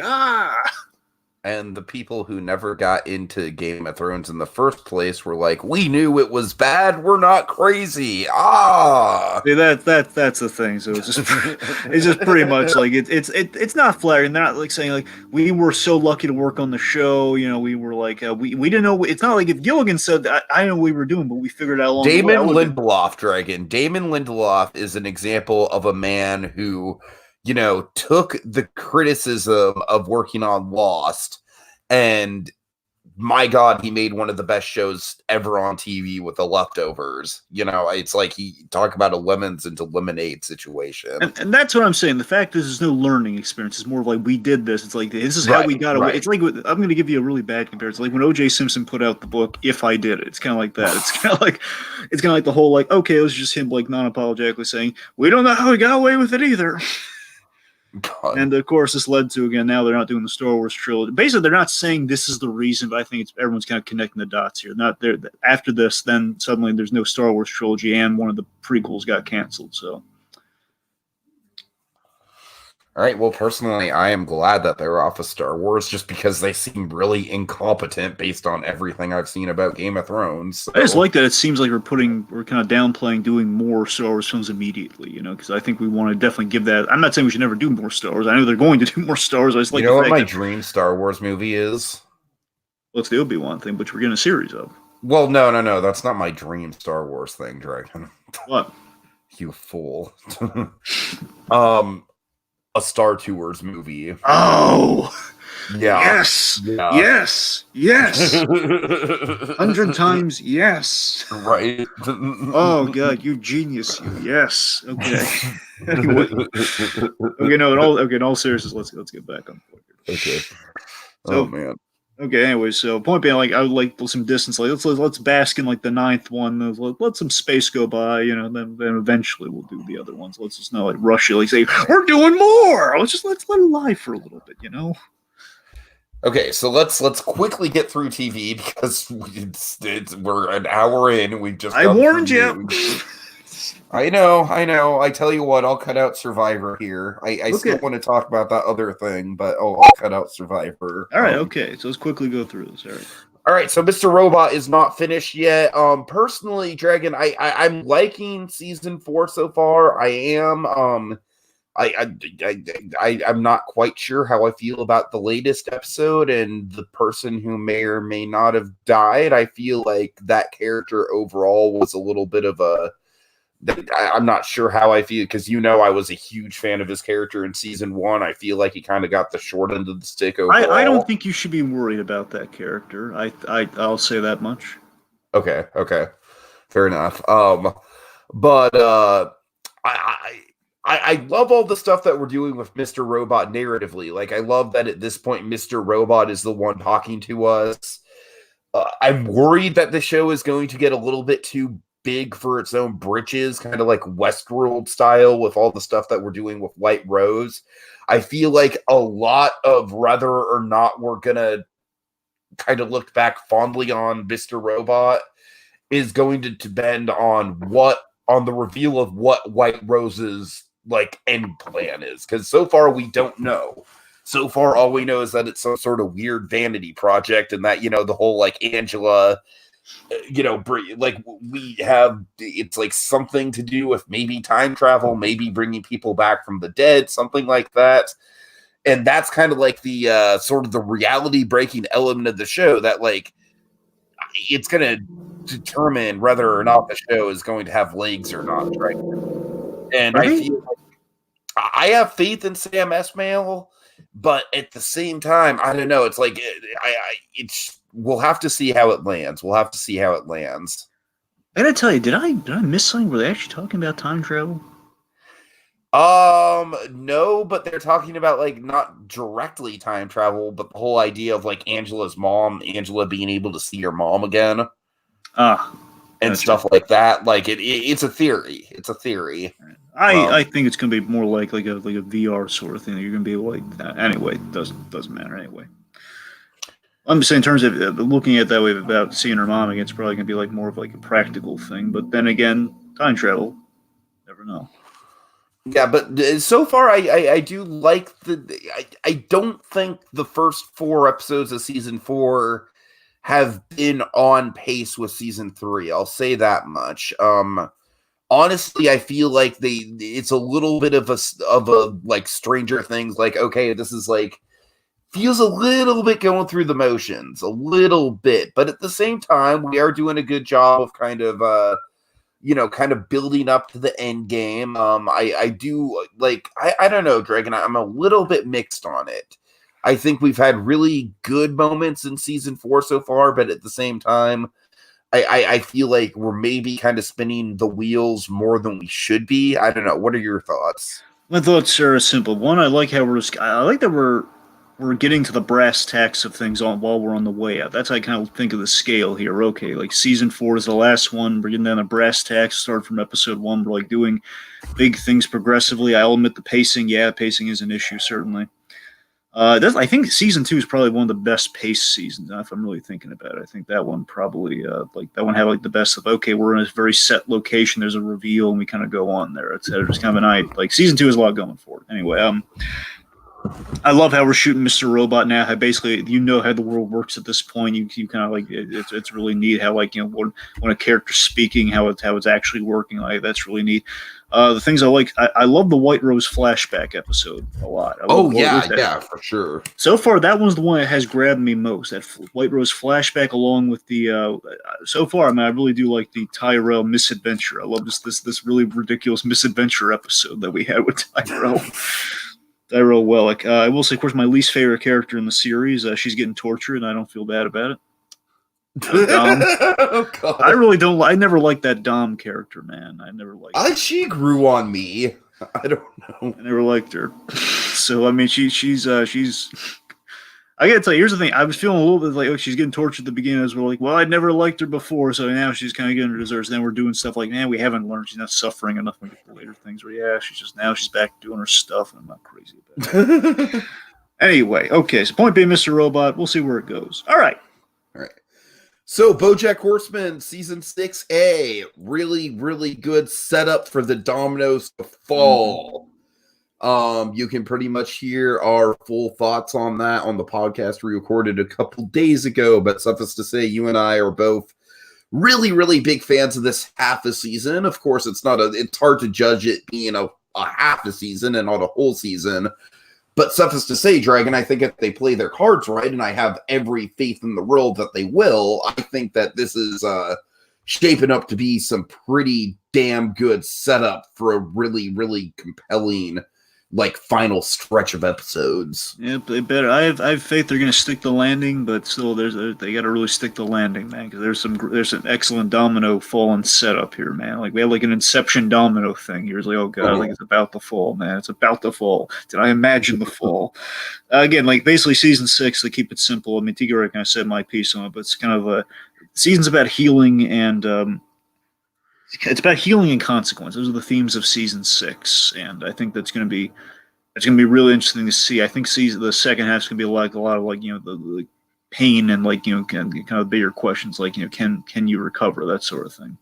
Yeah. One being season 6A, which again I'm not crazy about split them up like that, but I mean it's ratings.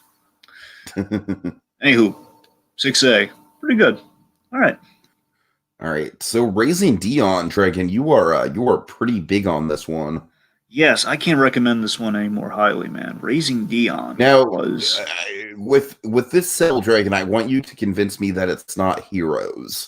Oh, it's not Heroes. Believe me, it's not. It's because I gotta say that just looking at the banner and stuff, it looks like Heroes. I know. Here's the thing. I wasn't getting a Heroes vibe. It was just looking at the whole Raising Dion banner before I realized, oh yeah, it was that kind of. I saw a trailer in a movie, which basically I guess was advertising some Netflix stuff, and I kind of forgot. I then saw when you linger on something on Netflix, it kind of plays a little bit of a mini trailer for you, and then I kind of saw that. Oh yeah, that's the thing I saw in the movies. That one they were advertising. It looked kind of neat. It was kind of like a superhero kid thing. And I was like, oh yeah, so I basically had some time. This is literally a couple days before the MonsterCon. Basically, I binged it all before I went to the MonsterCon this month. Nice. So my point is, the best way I could sell this show is that it's kind of like Chronicle meets Stranger Things. That's kind of what this show is. Chronicle. Yeah, I know Chronicle. I know. So apparently, Raising Dion, I haven't looked into this. I meant to, but apparently, Raising Dion is adapted from a comic, and there's a short film. Basically, it was a comic that was then made into a short film that has then kind of been made into a Netflix series, which I really want to look into that short film, see how kind of close it ended up being. It's about a mom who's moving, moving to a new town and raising her son named Dion, as you can probably guess. Raising Dion after the death of her husband, and her husband was played by Michael B. Jordan. And Michael B. Jordan's really good. They use him very sparingly, and he's very good. It's really great. And the actress on the mother, she is Alicia Wainwright. She's, I think, one of the best parts of the show. I think she's fantastic, man. She is. So it's got really good people in it. Jason Ritter is also a really great character. He's got some really great people. It feels very down to earth. It feels very this is how the kid actor is also really great in that. This is how kids operate. This is how a kid. The kid learns a few hard lessons, but he also the kid has superpowers. He has very 11-esque superpowers. That's the idea. And the mother is kind of figuring out how to deal with this, how the heck she's going to deal with it. She's already having troubles moving to the new town as it is. Mm-hmm. And it's I believe it's only I think it's 9 episodes, 8 or 9 episodes. I really can't recommend this thing any more highly. It's a really great show. It's just kind of this. Again, it's like a show you wouldn't ordinarily see. It's like there's no waiting. It's really well paced. It's really well broken down. There's a mystery involved that gets unfurled. Again, there's some really great character arcs, and again, it's the cast alone, I think they're doing an excellent job. This is the unsung hero what's on Netflix right now. I don't know if it's going to get picked up for a season 2. I mean, I got to be honest. There's an opening there. They don't have to because there's a full story here, but there is kind of a ... at the end where they absolutely could come back. So it's definitely worth checking out. Raising Dion. It was time well spent. I was completely stupefied by how good this. I was going to give the first episode a watch. So let's see how it is because again, you look at the look at the image, like okay, just like stars and everything. It's like, it's like the Aurora Borealis and everything. Like, wow, what is this? But no, I got to admit, Dragon, that the banner image in the trailer just really doesn't sell me. that's what I'm saying. Like, here's the thing: the Aurora Borealis, it's in the show, but it's like again, I understand if you just looked at that image, it's like, well, what is this thing? But trust me, yeah, totally. Ignore what you're saying. The Aurora Borealis, it is important. It's kind of linked to the powers in a sense. I'll say that much. It's kind of like it's in the first though. That like point being, that's why it's there. But it's much more than just that. It's much more like okay.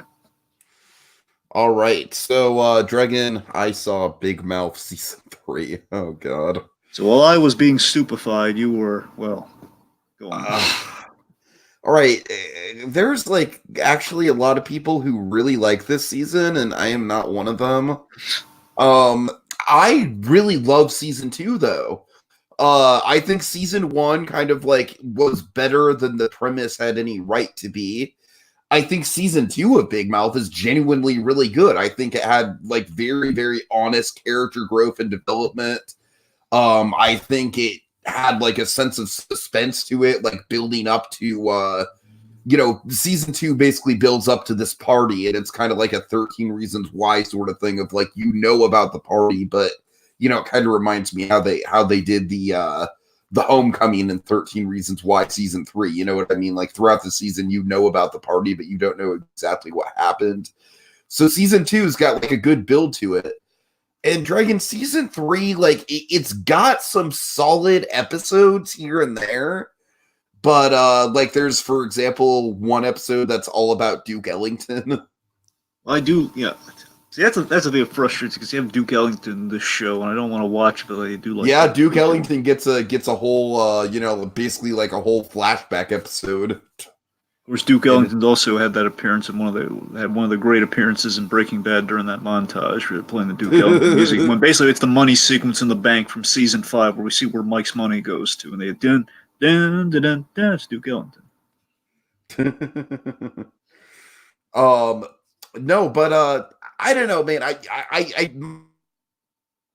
season 3 is kind of twofold. Like one, I feel like it's a little disjointed, where the characters don't really interact as much as they used to in the past. Like, and so you essentially have all these like mini character arcs going around throughout the season, and it doesn't feel like the characters don't feel as like some characters get a lot of development. Like, for example, I really like what they did with Matthew, the gay kid this season. I think he had a lot of development this season. You got to meet his parents, and his parents are kind of like this American Beauty situation of like, his mother's like just really dumb, and his father's like kind of like this military guy. So really fun stuff there. You get introduced to a couple more hormone monsters, and the hormone monsters we do have are kind of the reason to watch the show. If you ever, did get into this show at all, it would be for the hormone monsters. But I don't know, man. I think another issue I have with this season is that the stories never really seem to develop past the first couple episodes. Like, for example, the big image, I'm sure you've seen this image if you've seen it on Netflix. The image of the characters with the phone, the phone with the face on it. Well, it's not important. I'm just saying that's used for a lot of ads, and like it's a big poster image for the season. Right. And the fact of the matter is, Dragon, that phone thing is like maybe like a 3-episode storyline. And a lot of the storylines in this season feel like that. It feels like, okay, we're going to do something for an episode or two, and then we're going to move on to another storyline. And Dragon, that's really frustrating to me, because I feel like one of the big strengths of this show is the fact that season 1 and 2 really felt like they were, now I'm not going to say like they were masterpieces of, serialized animated storytelling or anything. Of course they weren't, but they were serialized. And this season is like technically serialized. There is a plot going on, but I don't know, man. It really feels like kind of like, just very, very disjointed in terms of how the storytelling is handled. there's a few good things, and Nick Kroll is as funny as always, but I don't know. I definitely think out of the 3 seasons of Big Mouth, it's the weakest so far, in my opinion.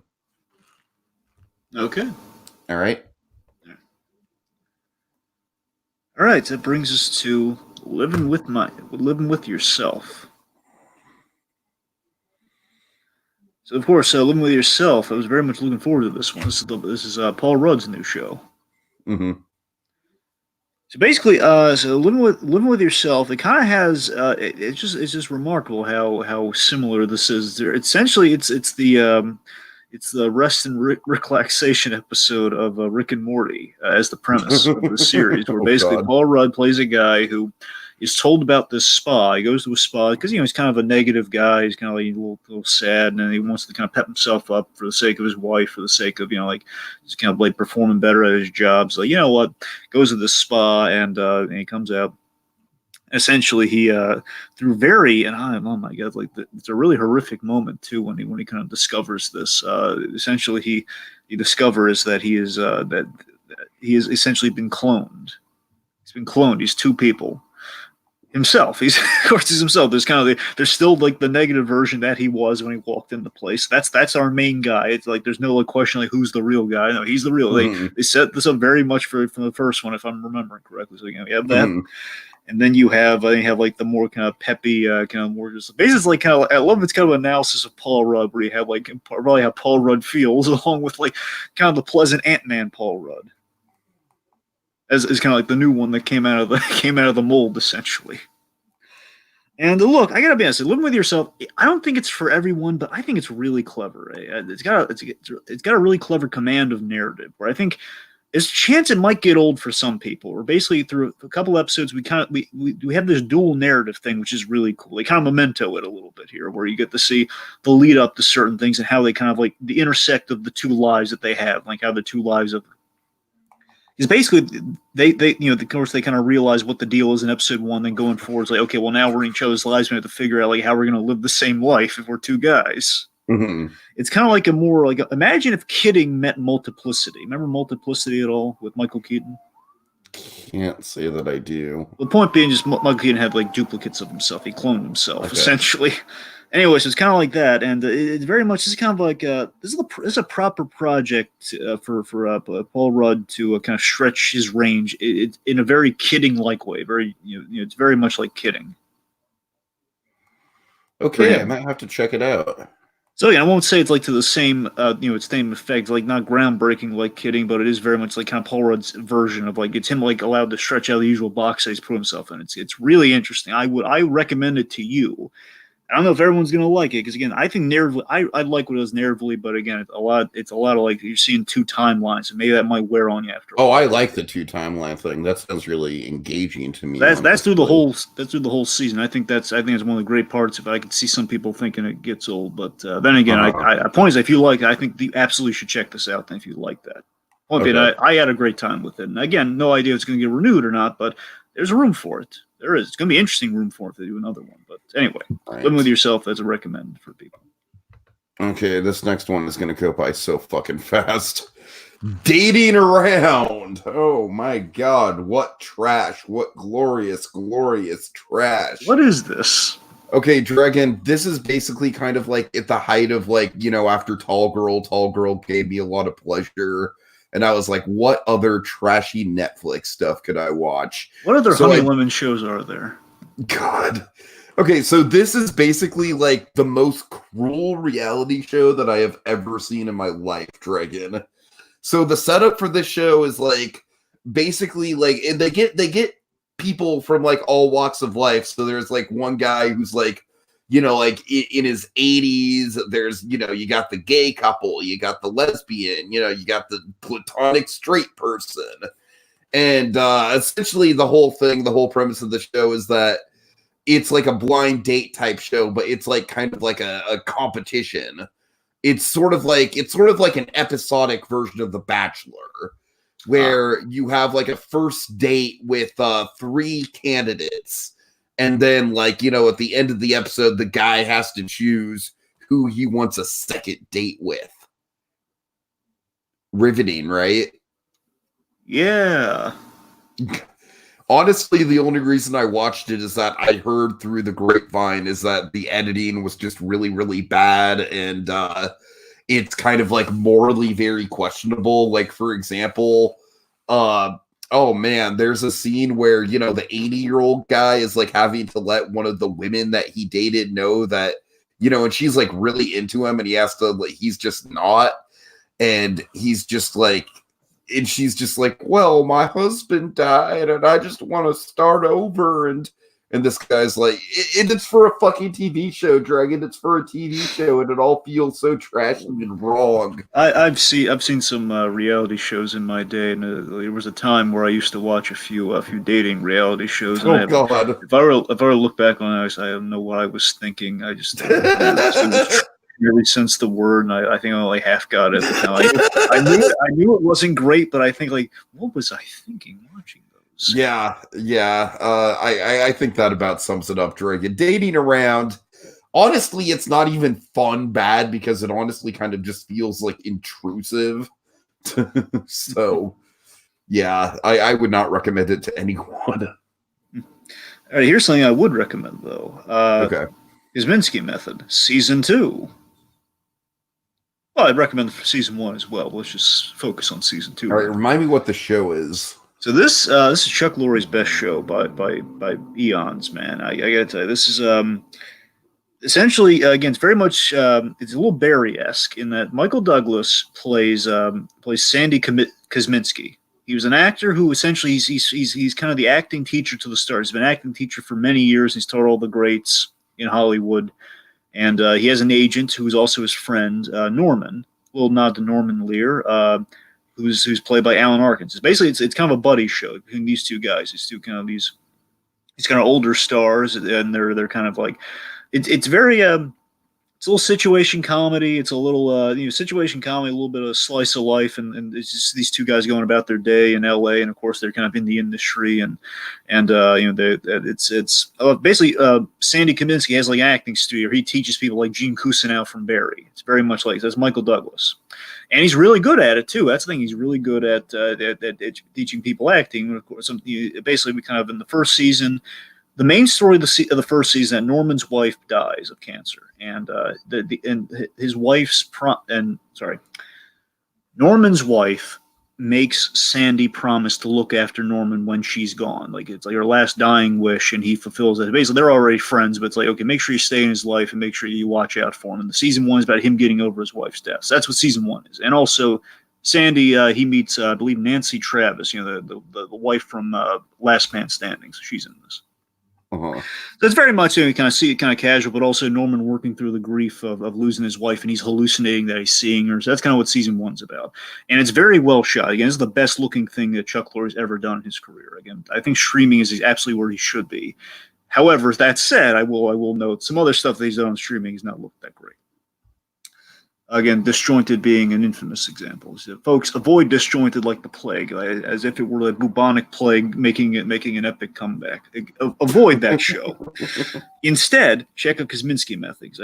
I know you're never going to watch Young Sheldon, but seriously, this is the one you should watch, though, Kosminski Method. Because I think this and Young Sheldon are kind of like, again, because he's shaking up what he usually does. It's not just like a sitcom. It's like it's something a little different. It's like, what if you had you're able to kind of make it look really good. And season 2 specifically, this parallels Michael Douglas's life a little bit more. Like, Sandy's a little bit more the focus on season 2, and Norman he's moved on. He's moved on from the grief of season 1. Now he's dating somebody now. So that's kind of what season 2 is. It's a lot of fun. I'd recommend it, again, especially given our mutual love of Barry and Gene Cousineau. I think you'd be into it. I don't know. All right. Okay, next up, Haunted. This is very much a kind of a throwback Netflix show. It's a throwback to sort of that this used to be a really popular style of, and honestly, Dragon, I prefer this style of like a ghost TV show. The reenactment. I prefer this. There's like a Haunting, the History Channel show, A Haunting. I prefer this like vastly superior to like the Ghost Adventures. Like, oh my god, ESP, and like we heard a bump in the distance. Because what this is basically, it's like people who have had experiences, with haunted settings, and it's pretty interesting stuff, honestly. Like, there's one about a mental hospital. There's one about, I know that sounds cliche, but it's an interesting story. There's a lot of really interesting stories in here, and they're all kind of like basically framed where the person that experienced it is sitting around a table talking with friends. And, like they might have like a brother and a best friend and maybe a cousin, and he's telling the story. And as we're telling the story, we're getting like reenactments. And the reenactments are actually shot really well, and acted pretty well. But honestly, Dragon, the reason why I stumbled onto this show is that I am Facebook friends with somebody. Now, keep in mind, I'm not close friends with this person or anything. I just played a game of Facebook Survivor with them, and that's how I'm connected to them. But they actually were on the show as someone telling their personal story.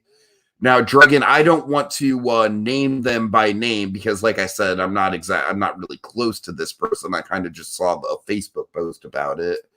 But I will say that their story is one of the very few stories in this show that doesn't have any supernatural element to it. It's a cult story. And Dragon, I find stories like that to be so much more haunting than stories that like ambiguously may or may not be like, ooh, it was a ghost. The room temperature was really low. Stuff when like you that. say a cult story, do you mean like a cult as in multiple people cult or? Yes, I mean, this guy was in like the most horrific. Okay, you remember that movie from last year, the Boy Erased, the gay conversion therapy movie? Yeah. Dragon, oh my god, that movie was really hard to watch, but the stuff that this guy went through in this gay conversion camp therapy cult thing, it makes the stuff in Boy Erased look like the best summer camp in the world. I mean, it's just like really, truly horrific, awful shit. Crazy.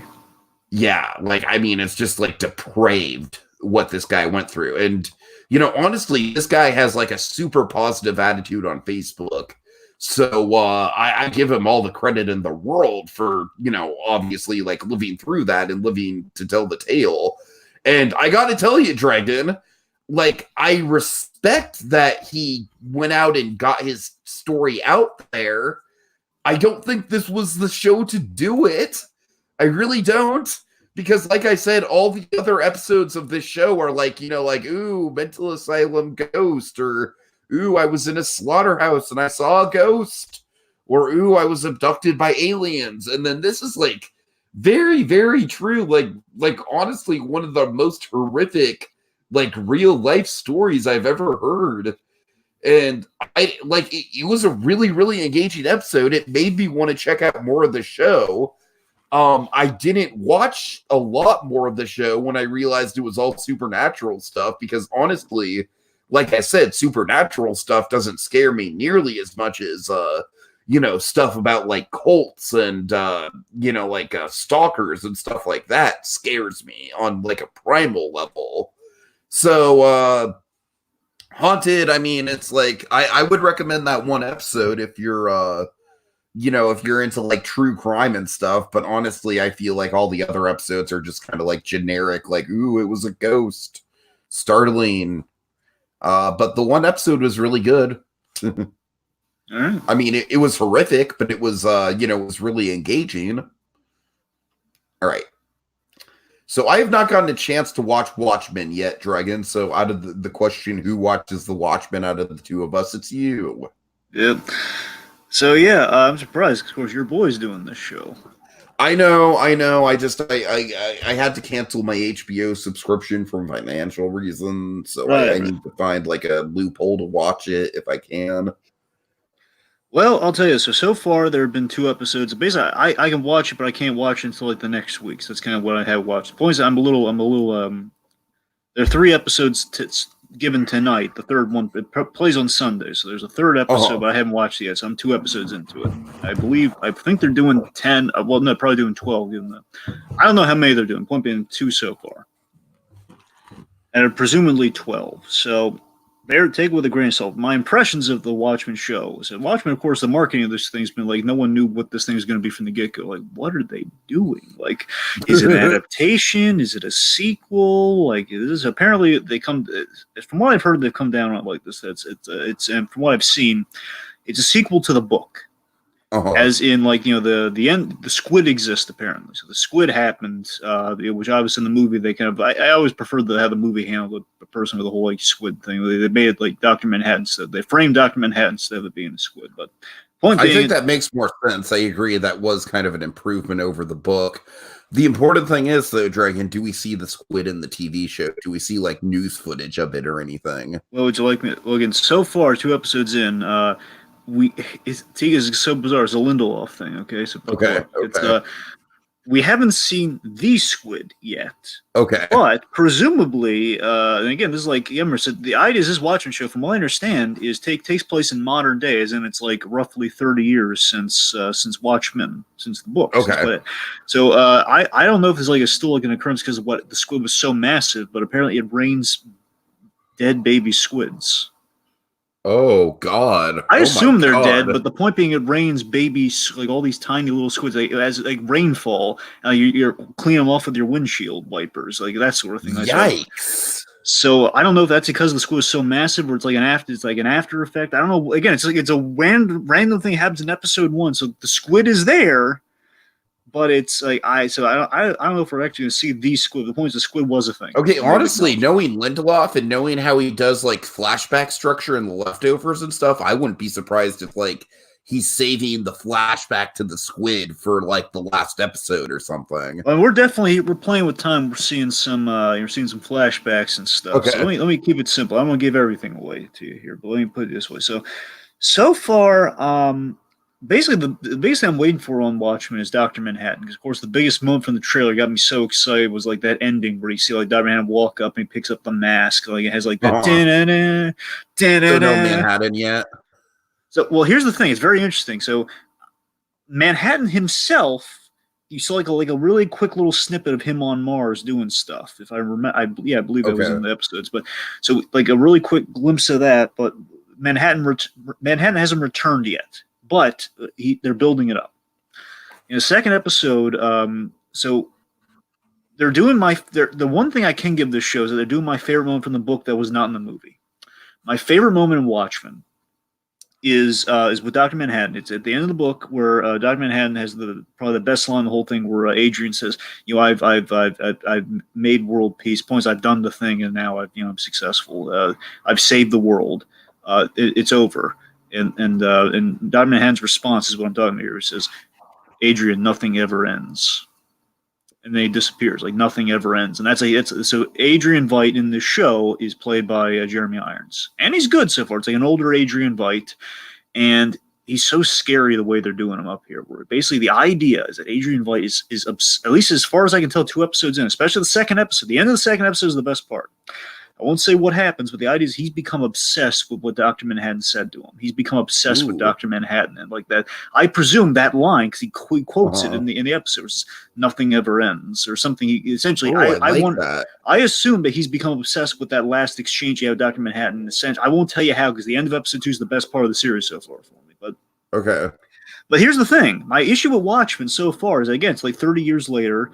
The show, it's trying to be very relevant. It's in the theme of Watchmen. Watchmen was very relevant for its time, and now it's relevant for our times, and it's very African American relevant. And again, that stuff, it's a good story they're telling, but I got to tell you, outside of this Dr. Manhattan stuff and like the Adrian Veidt thing, I'm really on the hook for the show. It doesn't need to be a Watchmen show. Yeah, that's kind of what I was worried about. And 2 episodes in, again, the third episode, I don't know if it's going to change or not. But here's the thing: the thing had me sold as a show.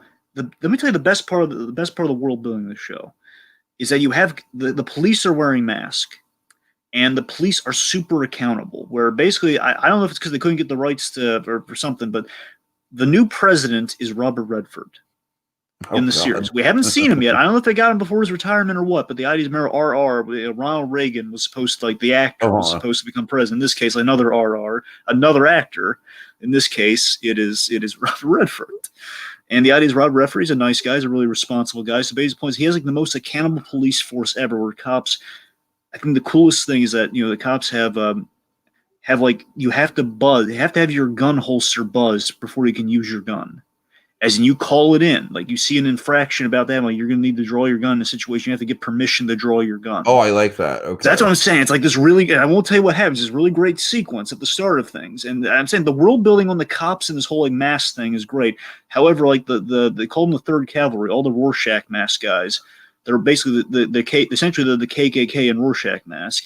They don't need to be Rorschach masks. That's the thing that bothers me. It's like, I love this premise, but this isn't Watchmen. I mean, basically, it's in the theme of Watchmen. It doesn't need to be Watchmen, though, except for the Dr. Manhattan stuff. So unless they do some really Watchmen-y things later on, I don't know. Good show, doesn't need to be Watchmen so far. All right, Dragon, we're going to go ahead and just skip on over to October films. Okay. All right. Oh, man. So Joker... Okay, I got to admit, Dragon, Joker is a really interesting situation for me because at the start of the month when I first saw it, I was ready to declare it a masterpiece. I really was. But having seen a couple real masterpieces of the art form, Joker's very good. It's very good. It's very good. It's anchored by an incredible performance. But I don't necessarily think Joker is a masterpiece.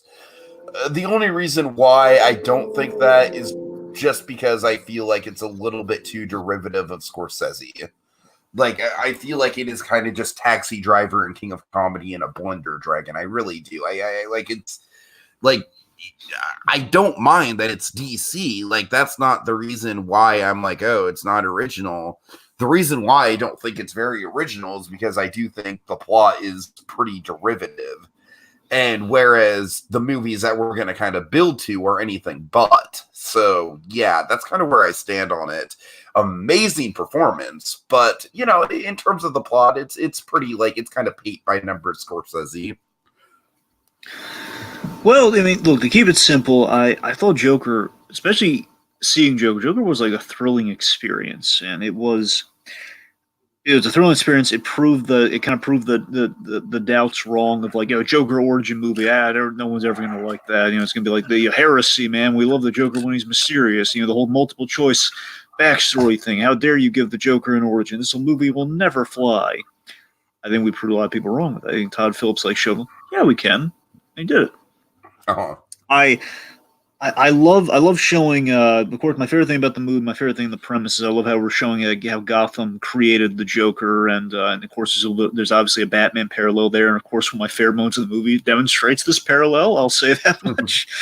And it's very fitting. There's a lot of really clever moments in it, and again, I mean, it was an utterly thrilling experience in the theater. I mean, I gotta be honest. Next to Endgame, I shouldn't say. Here's the Endgame and Toy Story 4. They had like probably the best theatrical experiences I had in a year, but Joker was like one where like I was so on edge by the third act. Like I didn't know if it was like you're so dialed into it. I don't know if I'm gonna make it through the movie, man. It's like it's so enthralling. It's so exciting. It's like, oh god. I mean, look. I mean, it definitely is a movie that's designed to make you uncomfortable, and I really, really respect that. Like some bad's gonna happen. Like, oh god, when is the other shoe gonna drop?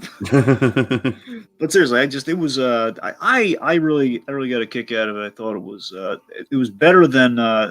I was hoping it was going to be good, and I hope it was like the marketing was fantastic on this movie. I think the marketing was great.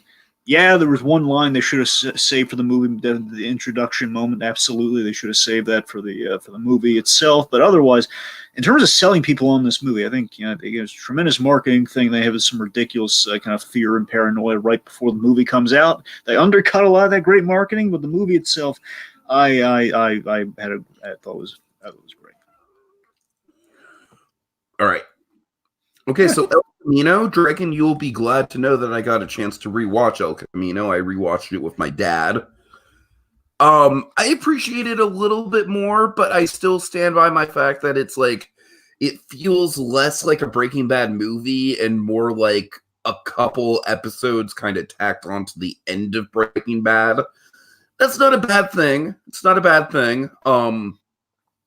It feels very satisfying to have a definitive endpoint for Jesse Pinkman. It was really great to see, characters like Todd and Badger and Skinny Pete again, especially Todd, man, especially on a rewatch. There, I really like what they did with Todd's character, how much we expanded on Todd. But I don't know, Dragon. I still think that in terms of storytelling, this didn't take as many risks as I maybe wanted it to. I feel like in terms of like the actual, like, it pretty much was what I was expecting it to be, which was just, Jesse having to wrangle up the money to pay the vacuum guy to get him to Alaska. And that's exactly what happens, pretty much beat by beat. So there's no real surprises in the narrative, but the way that the narrative is told, I respect. The flashbacks and everything. I still think it's maybe a little bit too slow paced, but it's definitely solid. It's kind of like a weird gray area where I don't necessarily think it's quite as great as something like, Better Call Saul at its height. Of course it's not, but it's still good. It respectively fits, like, very comfortable in the Breaking Bad canon in terms of its quality. It's just not as ambitious as I was maybe hoping it would be. Of course, El Camino, I feel it's kind of a fitting epilogue in a year of epilogues. It's just the year of the epilogue. It's what 2019 is when you really look at it. It's the year of the epilogue, and it's like you thought it was over, and then we pushed it a step further, and it got into some really great stuff. Mm-hmm. It continues the Albuquerque verse, quality of works. It feels like I'm always like glued to the screen whenever I watch one of the Albuquerque verse shows. It's like, oh god, all these, like, you're so enthralled and you're watching. It's like, okay, this is, we have like the logical aftermath. Okay, so at the end of Breaking Bad, just means he's riding off in the sunset. No, he's riding off in the police lights that he now has to avoid as he's trying to get out of Dodge. And I think it. Look, as someone who really likes the movie I'm about to use as a comparison here, for better or for worse, I really like this movie, and it is kind of the Finding Dory to Breaking Bad's Finding Nemo. I think it's a little bit more respectable than Finding Dory, but I get what you're saying. I'm saying, like, you don't absolutely need it, but again, it was of a good quality. It was very much a continuation. It was a logical continuation. It didn't wreck anything, didn't take away, but I think it added a little bit to it. Kind of adds like a little bit more of a satisfaction. Like, Jesse Pinkman, if there were any doubt, Jesse Pinkman is going to be all right, kids. That Pinkman boy is going to be all right. And he was, and of course, Robert Louis Forster's last film, and he did a great job in that one scene. Again, it was just kind of some Gilligan magic. It makes me want to see more stuff by Gilligan, as always. But of course, again, if Gilligan were to take a step into always had a very cinematic way of doing things, it'd be great to see him do some other stuff. It's a real question: is what is Gilligan going to do? What are Gilligan and Peter Gould going to do after the Albuquerque versus wrapped up with Better Call Saul? That's the real question. I mean, honestly, I would be satisfied if Gilligan spends the rest of his career in this world. I really would. I would. Me too. Like I could say like a mini series, emphasis on the mini series for Gus Fring, like a little a documentary on Gus Fring's life or whatnot. I don't know. Like the whole, like, we get basically, like, that's kind of the last great story you really have, because Mike Ehrmantraut, we'd have to get the perfect actor to play young Mike, but still, that's you don't want to taint the banks of it all. But I mean, I don't know. I'm trying to think. Like, I do think there's other, like, avenues. I'm saying Gus Fring has like Gus Fring has all the mythology behind the whole Chilean. Like, how did he get the elite title of the Chilean national? Like, there's a story there, man. Like, that's. I think Badger and Skinny Pete could potentially hold down like a half-hour sitcom that we thought Better Call Saul was going to be. Yes. But think about it, though. Think about it. Badger and Skinny Pete. The advantage of doing a show like that is that you could have like all of the. All of like the street level characters on Breaking Bad, like the Wendy's of the world. I'm not sure how many of them are still alive, but And pardon me, I could see the vet getting a show, like all sorts of Tucker. Stuff. Tucker could appear. Okay, maybe not. Kenny Pete show. Okay, he could be in that show, sure, but Anyway, point being, there's another respectable entry in the Albuquerque verse. Let's say El Camino. It's another respectable entry. It didn't take away from the whole. We haven't had like the first like this is not good. How could Gilligan betray us? Like it hasn't happened yet, man. It was another good one, man. Whether is it better Call Saul? That's a series versus like essentially a 2-hour movie. You can't really compare them, but yeah. Anyway. Okay, so you and I both got to go to Fathom events for Jay and Silent Bob Reboot. It's funny. I did the single, you did the double, but you came in. Yeah, I came in as the credits were rolling for Jay and Bob Strike Back. Yeah, I watched it on Netflix beforehand. Did you get a chance to watch it on Netflix beforehand? No, but dude, like I said, I've watched that movie so many times in my youth. I mean, I could pretty much recite it by heart, honestly. So yeah, Jay and Silent Bob Reboot. It's a really good movie. I do think it's probably the best movie that Kevin Smith has made since Clerks 2, pretty definitively. I don't think it's like the best View Askew universe movie ever made or anything like that. I don't think it's as good as the original Jay and Bob Strike Back, but it is very poignant. You know, you definitely get to see as Kevin Smith kind of hypes up in his Fathom events intro, you know. You get to see Jason Mewes act his little heart out, and Jason Mewes does do a better performance as Jay than he's ever done before. I mean, there's some real pathos in here with the Jay character. I will say, man, one of the things that really does weigh this film down, with all due respect to Harley Quinn Smith, I think she's a decent actress. I think it's a little, just given the history with Kevin Smith and Jay, I think it's a little distracting having Jay be the father of Kevin Smith's kid. The real life kind of like meta context to that is like a little distracting. It makes me kind of wish that they would have just gone for I know Abigail Breslin's kind of too old at this point, but you know, an Abigail Breslin or something for this role. Well, you know why that is, T. The inspiration for the movie, the whole inspiration for the daughter thing, was the fact that people, whenever Kevin's supposed to picture he and his daughter, people say, "Oh, she looks like Jay," and that's what inspired the whole. Like, yeah, she does look like Jay. Yeah, fair enough. With the long hair and everything, you gotta admit it does. She doesn't bear quite a resemblance. I'm just saying, like, I don't. All right, I'm just gonna come out and say it. She's not the best actress. Wow. I'm sorry. I mean, look, it's all fair. She's really not.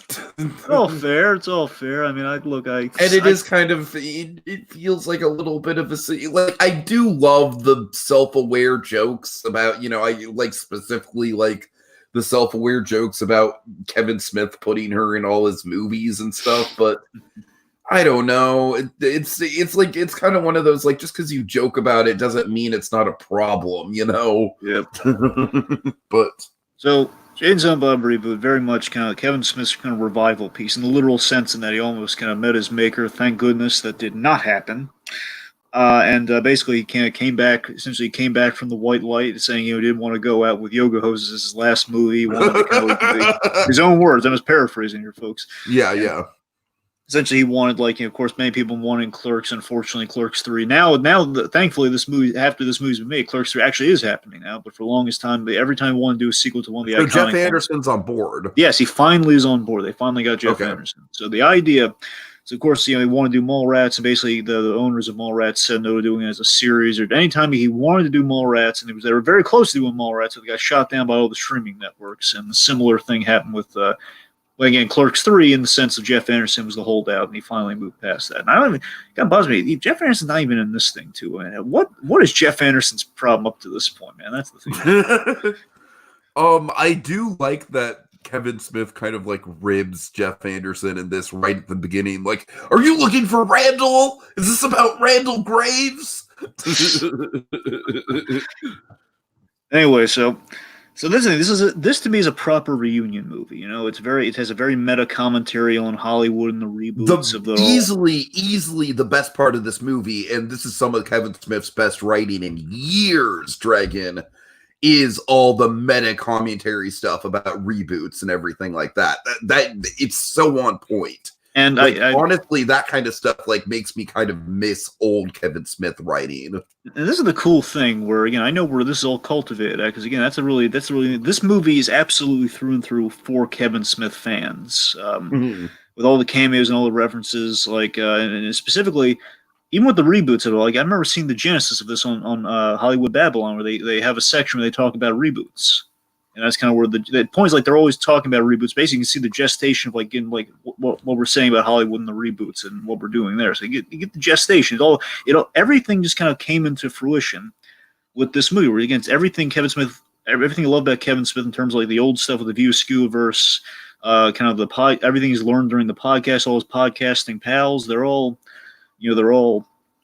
making an appearance or having an influence on this movie. Like we call back Southwest in a really hilarious way, fatherhood, of course, Kevin Smith's experience, being a father. Of course, Jason Mewes recently, he had become a father in the last couple of years. He'd become a father. And of course, Jason Mewes' big turnaround, the idea of Jason Mewes kind of conquering the addiction of the past. And, the last, it's probably been roughly 10 years at this point. Point he's been sober ever since. That's good for him. Anyway. And I do think the cameos in this movie are a little bit of a double-edged sword. They are. Where, there's a crazy amount of them. I mean, so much so that like a lot of them I didn't even really get, because I'm going to be honest with you. It's been a hot minute since I've watched something like Mallrats or Chasing Amy or Dogma. Okay, I'm going to blow your mind with a cameo here, okay? I'm going to blow your mind with this. I don't know if you've heard about this during one of the podcasts or what the Kevin Smith's done, but so David Mandel. Dave Mandel, he's a writer on Seinfeld. He's done a few comics, did I believe the animated show. Point being, he's a friend of Kevin Smith's, and big guy, huge guy. And Dave Mandel in I believe Jay and Silent Bob Strike Back, I believe. Jay and Silent Bob Strike Back, he was outside when they stopped in the movies. He was the guy with holding coffee, opening the door. And when I rewatched this, I snuffed him out because I remember them mentioning. It's like, oh, look, there's Dave Mandel. And of course, he's credited as such and everything. The point being, you have Dave Mandel. And of course, they shot this in, I believe, in New Orleans. They shot this in New Orleans. And they, the flyer went out. And of course, he very much guilted people. The whole, I almost died. And of course, they got a lot of people to come out there. And Dave Mandel, he was very eager. Where basically, Dave Mandel came all the way out there. And he did the same cameo. He was when they went into I forget if it was, I think it was the movies as well. Point being, they went into the movies again, the vegan movies, and he was the same guy holding the coffee, opening the door. They brought him back. That's awesome. But that's what I'm saying, Dragon. The references in this movie are so deep cut. That's what I'm saying. I almost feel like I'm not as big of a fan as I should be to understand all of them. It's like there's some real inside baseball stuff in here. Yeah, that's fair enough. But again, I gotta. You're right. That's what I'm saying. That's why I say again, it's for like a Kevin Smith fan through and through, and not everyone's gonna. That being said, there are some fantastic cameos. Like I love everything we do with Affleck. Of course, this got them back together. By the way, the boys are back together. Kevin Smith and Ben, they're buddies again after this. It's so uplifting, isn't it? Oh yeah. Kevin Smith's friends with Batman again. How adorable is that? Of course, it's very much. It's the view. I'm sorry, you were saying about Ben Affleck. Go on. Yeah, it's like I said. I do think that like the movie is very much a celebration of Kevin Smith's career. But I do think that at the end of the day, the cameos almost kind of are a little bit too distracting. It's like it almost kind of feels like they stop the movie in certain spots. And at some points, it feels like the whole thing is just kind of like an excuse to have cameos. But by the same point, it's like I said, it's great to see these characters again. My God, Kevin Smith is Silent Bob. I forgot how good he is as Silent Bob. Because, of course, the whole gag is that ever since he stopped being Silent Bob, the dude can't shut up with the podcast, And my God, Dragon, some of my favorite stuff is just Kevin Smith's, like, expressions and, the pantomime stuff he does. I forgot how good he is at that stuff. Oh, but I love that. I love to call out The Shape of Water, which is just fantastic because he's kind of accurate. Then again, not even saying a word, he's doing a lot there. It's pretty, Right, pretty funny. right. Basically, it's like it's very much a little bit of Harpo Marx in there. It's kind of Kevin Smith, in a sense, is kind of the new Harpo Marx when he does Silent Bob. Mhm. That's the thing. At the end of the day, James and Bob reboot. It's kind of the View Askew. It's the View Askew feel good film with a lot of heart. There's a lot of heart in this. Again, we already mentioned Jason Mewes' performance. Tiki, if you like this, and I've already hyped this up to you, Madness in the Method. I know. I need to see it. I need to see it. I know. If this again is like the Jay from Jay and Silent Bob, kind of like the heart brought into that character. And I love the subtlety in the performance there. Again, I love that he's actually doing some real acting in this movie. I love where he's again, it's like Jay learns that he has a daughter, and of course he's very he understands why he wasn't brought in. Basically, he's very self-deprecating in these moments. I love the dimension we brought to Jay, which I never thought I'd say in a million years. We brought so much dimension to Jay. right. But it's really heartwarming, and it really gets it. Of course, he's also really funny in places as well. And again, seriously, Madness in the Method, that's more about Jason Mewes. That's about like kind of the addict who recovered. And that's a meta thing about Jason Mewes the person, and that's fantastic. It's funny, but it's kind of a noir piece. It's really good. Okay, I will say that the post-credit scene in this movie is just fucking amazing. It's a very easy Clerks joke, but it's amazing and it ties everything together. I did without going into it. There's an acknowledgement of Stan Lee as well in the movie. There are a couple acknowledgements. Oh my god, yeah. Oh geez. There are a couple. Thing was rough. I saw that before. I knew about that thing. I didn't know they were going to put it in the movie though. So there's that, and there's also another thing where there's a subtler one where he's when they go to the comic book shop in the I believe it's Banky, right? Brody, right? Is it Brody? Yeah, it's Brody. Brody, yeah. I think because I always get a little trippy when we have like a couple different versions. No. I'm sorry. Brody is the Mallrats guy. Yeah, that's the one. Is the comic book guy. The point being, it's always confusing. We have like two very important roles that are both played by Jason Lee. Only one has a beard and one doesn't. My point being, Jason Lee, who in this case, Dragon, who's B? Which B? Which B? In all seriousness, so Brody, of course, Brody from Mallrats, that Brody, he his comic book shop, and they changed the gag though. I heard Tim talk this up. I guess they edited it out of the movie. It's a shame. There was this really clever gag where basically Stanley's jersey, Stanley's sweater and his glasses and everything's been hung up because unfortunately he wasn't in the movie. They kind of little tribute to Stan Lee as like hanging a jersey of a hockey player in the place. And the really great reference is that you'll notice that Brody's wearing a Stan Lee shirt, and the gag was he was always wearing that out of focus, like weird looking shirt. And the idea is they were going to rack focus in a gag. You were going to reveal the whole time it was Stan Lee's face on the shirt. Nice.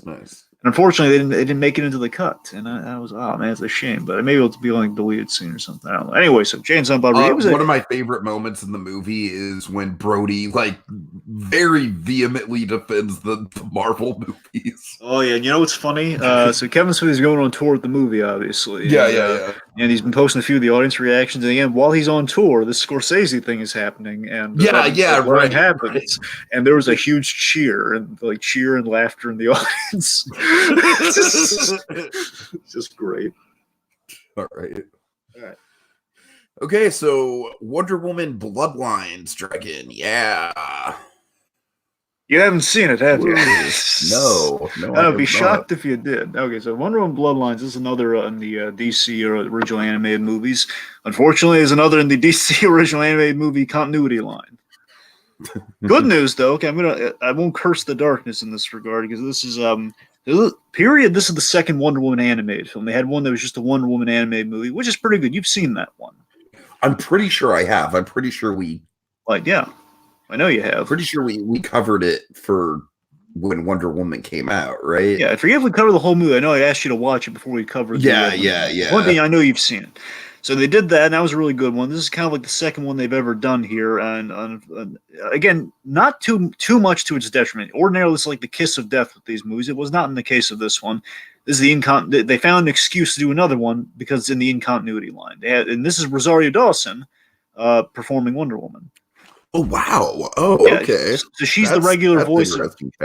She's the regular voice of Wonder Woman in these DC original animated stuff. Like she was the voice of Wonder Woman in the Death of Superman thing I showed you. So she's good. Oh.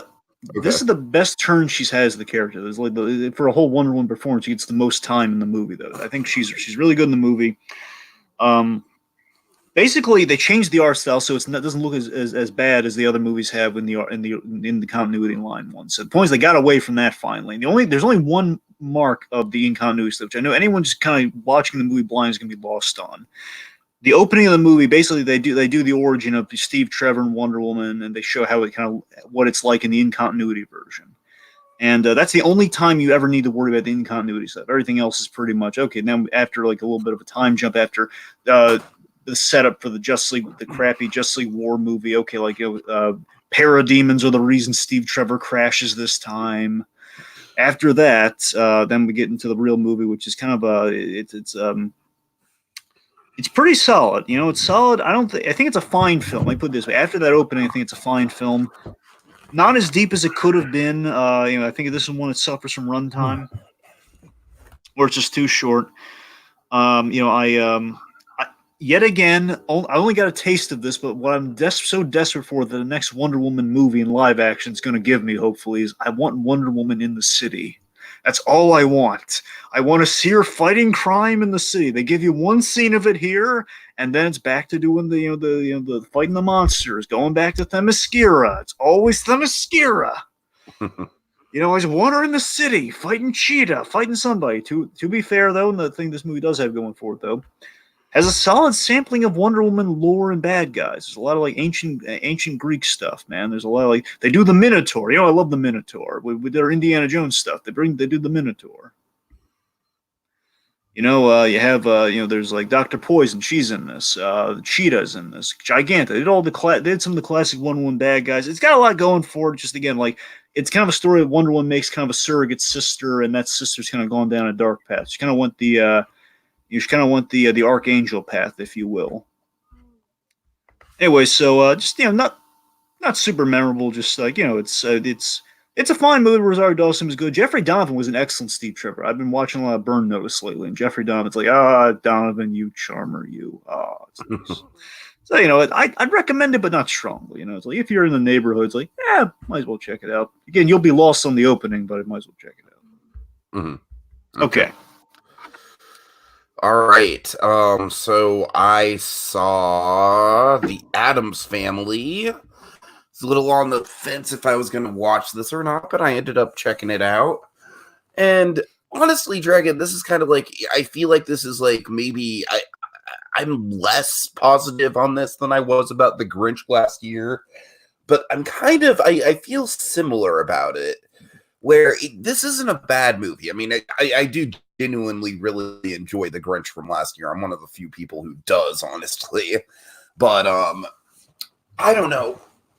The thing about this movie is that I do think that the Addams themselves are pulled off really well. I love specifically Oscar Isaacs and Charlize Theron as Gomez and Morticia. Dragon, they're really, really good. I mean, it's like you don't even know that it's Oscar Isaac and Charlize Theron. I mean, they just like disappear into their roles. You know me, I love some Gomez and Morticia. This is fantastic Gomez and Morticia stuff in this movie, Dragon. Really, really well done. Also, my personal favorite character in the Addams Family, Lurch. You get to see Lurch's backstory, Dragon, and it's hilarious. It's awesome. Hilarious. Yeah. Lurch actually has quite a bit to do in this movie. It might be one of the more Lurch centric. I mean, he's not like a huge part of the story or anything, but the problem with this movie is the villain. Just very, very straight up, the villain is fucking awful. Is it Allison Janney? Yes. Yeah, I had a feeling. I mean, just straight up, she's just, it very much kind of reminds me of like how they, I have not seen the Lorax, but honestly, all the stuff with the town, the suburban town that the Addams Family castle is overlooking, and Allison Janney is like this real estate tycoon that wants to like buy out the Addams Family mansion and make it a fixer-upper. Dragon, just give me a goddamn Addams Family movie, man. Every time we're just in the Addams Family environment, just living in it and just having a good time with it, it's a really fun movie. It really is. But every time we get into the actual plot of this movie, it just oh man, it's a shame, Dragon, because I really hope that this movie does get a sequel and that they kind of learn their lesson and focus more on the actual atoms and less on the humans, because I really do think this cast and these designs, the designs work well in animation, by the way. They really it's do. good to hear. Yeah. I was going to say is, what's funny? The Addams Family, they've never been able to get it. They still have never had a movie where they can't get away from suburbia. Yeah, I don't know what it is. I don't know. Literally, every movie does this. Everyone does this. Like, the third act of the first Addams Family, and they use the best. I'll give them that. Like, and they keep it minimal, but it's in the third act. Second one, we keep going to the stupid summer camp. Yeah, and then we have this one apparently, where it's a little real estate. There's some stuff. I will say that Chloe Grace Moretz's Wednesday is once again very, very well cast. Although I will say her design is probably the design that translates least well out of all of them. Yeah, that's what it looks like, yeah. But I will say that her storyline in this, it's basically like Wednesday going to a public school. And Dragon, it's not great. It kind of makes me yearn for the summer camp stuff from Addams Family Values, if Tiki, trust me, you don't mean that. It's been a while since I've rewatched Addams Family Values, but Tiki, it's Disney. But I mean, at least with Addams Family Values, like the summer camp stuff, from what I remember, still kind of had a lot of dark humor to it. There was a little bit of dark, really. There were a few bits of really dark humor, like here and there, but yeah. So yeah, like I said, Dragon, and here's the thing, like Addams Family, like, I was burned by the Addams Family last year with the musical. The musical is the worst stage show I have ever seen. It's just fucking awful. It's like a slap in the face to all the Addams Family characters. Morticia gets jealous of Wednesday, Dragon. In the play? Yes. Well, that does sound awful. It's truly bad. It's truly bad. I mean, the play is just very, very bad. It's a very poor representation of the Addams. So for this movie, I gotta tell you, I give this movie a lot of goodwill just because I feel like it's a good representation of the characters. Of course, the art style very much, it's the comic strip kind of brought to life too, so that's going to help. It's a feather in its cap big time. I will say the animation is very, very, very fast-paced and frenetic, and a lot of energy in the animation. I really appreciated that. Right. Especially some of the stuff with Pugsley. Pugsley is probably my least favorite character in the Addams Family, but his sequences are very energetic. All right. And also one other note, Nick Kroll's Uncle Fester, Dragon, he's literally just doing the Coach Steve voice from Big Mouth. To his detriment? Yeah, it depends on how much you like the character. I thought it was funny because I like the character, but I'm just saying it kind of sticks out like a sore thumb. All right. Okay, and that's it. And then for the rest of the time, we'll be talking about movies that are straight masterpieces. So, yeah. All right. So, Zombieland, Double Tap. I assume not a straight masterpiece. Well, it depends how you define masterpiece. Look, so of course, let me tell you this. I was really wary when I went into this because when I was there, I had theater issues in the theater. Okay. Thankfully, did not endure through the entire movie. Basically, all throughout, like the trailers and everything that were playing, they had like there was a sound issue. It was like it was all warble. It wasn't warbly, but it was like there was something off. There was like something off with I think like the left speaker was out or something. Something really off with it. Now I was hoping surely they're gonna fix this before the movie happens. And the trailers are happening. It's like, oh boy, because initially my buddy pointed out to me like, you think sounds are off with the sounds? Like, no, I think it's like what this trailer's supposed to be. It's like, oh god, and it's like, no, something's actually wrong with it. Oh god, he's right because you hear it, and trailers where for a fact there's no like sound in the background for those trailers. So then it happens, and unfortunately, it was like during Jesse Eisenberg when he was giving like the opening monologue, as he tends to do in Zombieland. Then thankfully, someone else like complained, and they kind of fixed it with a push of a button. Thank goodness. So the rest of the movie was fine. Movie itself, though, I had a great time with it. I really did. It's You know kind of what's like funny is that there's like maybe like 3 or 4 days where I could have gone to see this, but I just like from work and the craziness going on with the fires and everything, I just didn't have the energy to do it. you would have had a great time with it. I feel I it's a believe you. honestly, Zombieland just feels like the cozy niche of Rhett Reese and Paul Wernick in their element. It's like these are again, I fully champion these guys. These guys have written some of the great. These guys, some of the best writers I've seen, man. Again, they kept me at bay for years with the Deadpool script they wrote, and of course, years later it became Deadpool the movie, and of course, wrote the sequel. Again, this is the thing got their foot in the door. Period. Zombieland was the big thing for them. Uh-huh. These guys, they know this world. There's some of the all that writing, that whole this world they built is all there, and it's just returning there just felt so cozy. It's like, man, this is a lot of fun. It's like it hasn't lost a step, even though it's been 10 years. Is it not? It's not as it's not as great as the first one. I say that in the sense of it's about as even. Like it's not a downgrade. It just feels like I like the first one better. The first one's better, as many a time with any movie, honestly, most movies. It's a solid continuation. Has an amazing mid-credit sequence. I will not tell you what it is. An amazing mid-credit sequence.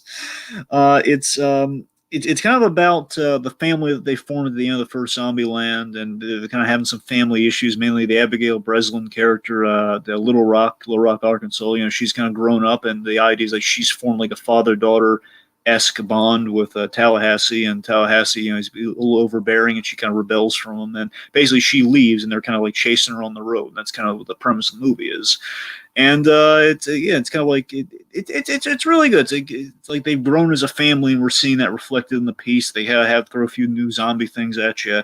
Thomas Middleditch, he's in the movie along with Luke Wilson. The idea is they run some kind of doppelganger-esque versions of themselves. Basically, people are very identical to how they operate.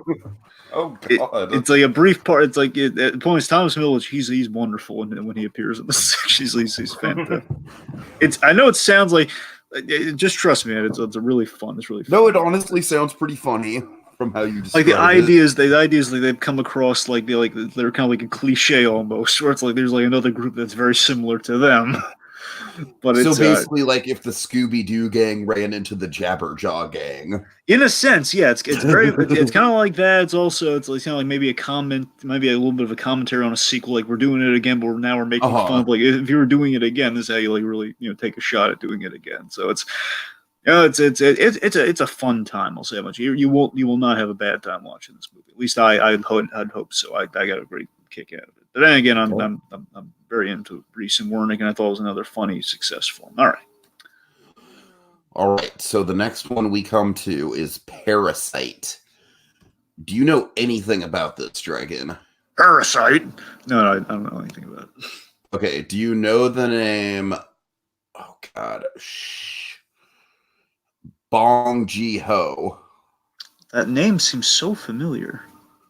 Okay. Do you know Snowpiercer? That guy, that Bong Joon-ho? Yes. Oh my God! So he did okay. So he did Parasite. Yes, the Snowpiercer Oakjaw Bong Joon-ho. Wow. Okay, I have not seen Snowpiercer or Oakjaw.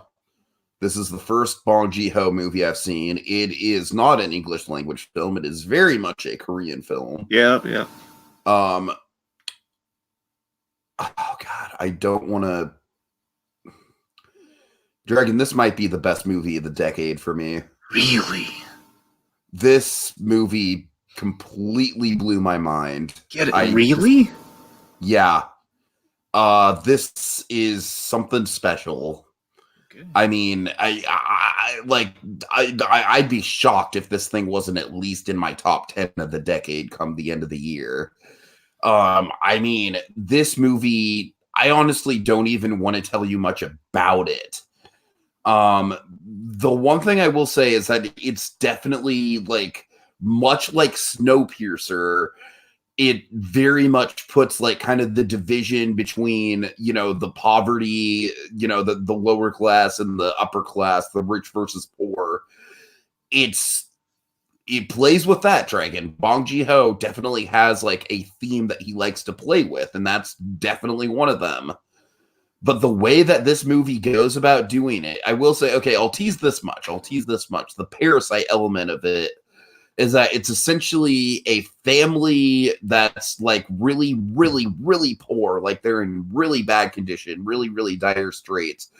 They're so poor, Dragon, that when the house across the street gets fumigated, they leave their windows open so that they can get a free fumigation. Ah. It's like poison, whatever. It's going to save us a little bit of money, you know? So, Dragon, essentially, the son in this family, the son and the daughter are both college aged. The son in this family gets the opportunity through a college friend of his to tutor a rich family's daughter, high school daughter, and essentially throughout. Oh God, I don't know exactly how much I want to reveal, Dragon. That's the thing. The family starts to integrate themselves into the rich people's family. I don't want to tell you how they do it, but that's the parasite of the title, is this this poverty-stricken family kind of leeching themselves onto this rich family. That's honestly all I want to tell you about it, Dragon. This movie is just absolutely fucking riveting. I mean, it's like it's not like the next movie I'm going to talk about is very much like a technical masterpiece. This movie is a storytelling masterpiece. Like the camera work and the editing and stuff is all very good. I can't say anything bad about it, but it's nothing flashy.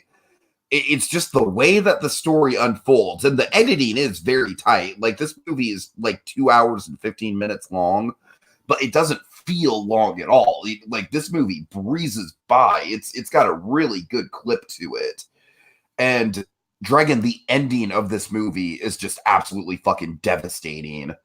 And I mean, it'll just oh God. I mean, it's such a good ending, Dragon. I mean, you know me. If a movie can end on a great note, that gives it a lot of credit.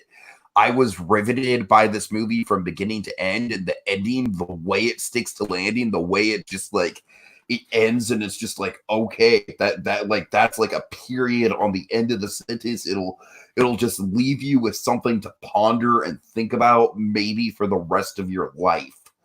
It's that effective. This is a modern instant classic.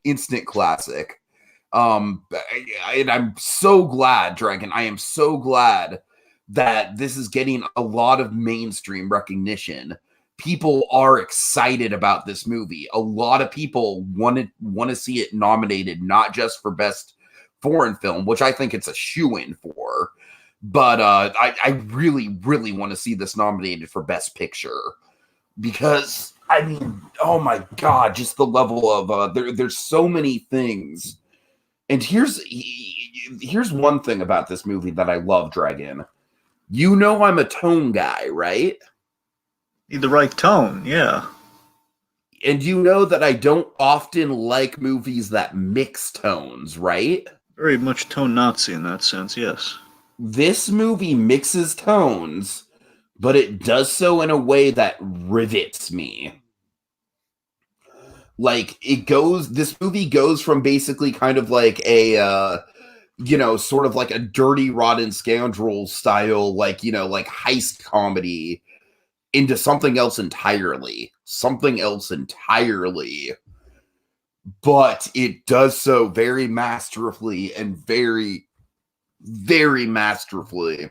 I mean, man, what a movie, what an experience. The performances are just all top notch. Of course, it's all Korean actors. The patriarch of the poverty-stricken family is an actor who I think you would probably recognize. He's been in all of this guy's movies. But I mean, it's all like obviously Korean actors, no one who's like mainstream in America. But they like the way that all these characters are written, it's very much an ensemble piece. All these characters get times to shine. Oh God, what a goddamn movie, Dragon. What a goddamn movie.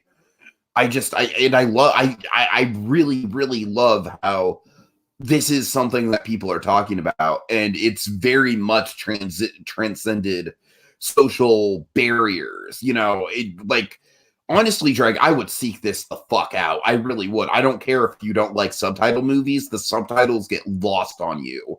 This movie is so engrossing that you barely even realize that you're reading subtitles.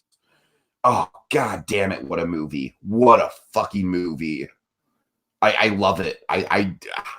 You know me, Dragon. I'm the cynical asshole between the two of us. And I love it. I love it. I was just sitting there just like, yeah, that comes together. That really comes together. Oh, so good. So good. Honestly, like I said, it's like, I don't want to say it's the best movie of the decade, but it is like right now in good company with stuff like The Social Network and La La Land and Moonrise Kingdom, is like top tier, like cream of the crop movies of this decade. All right. Seek it out.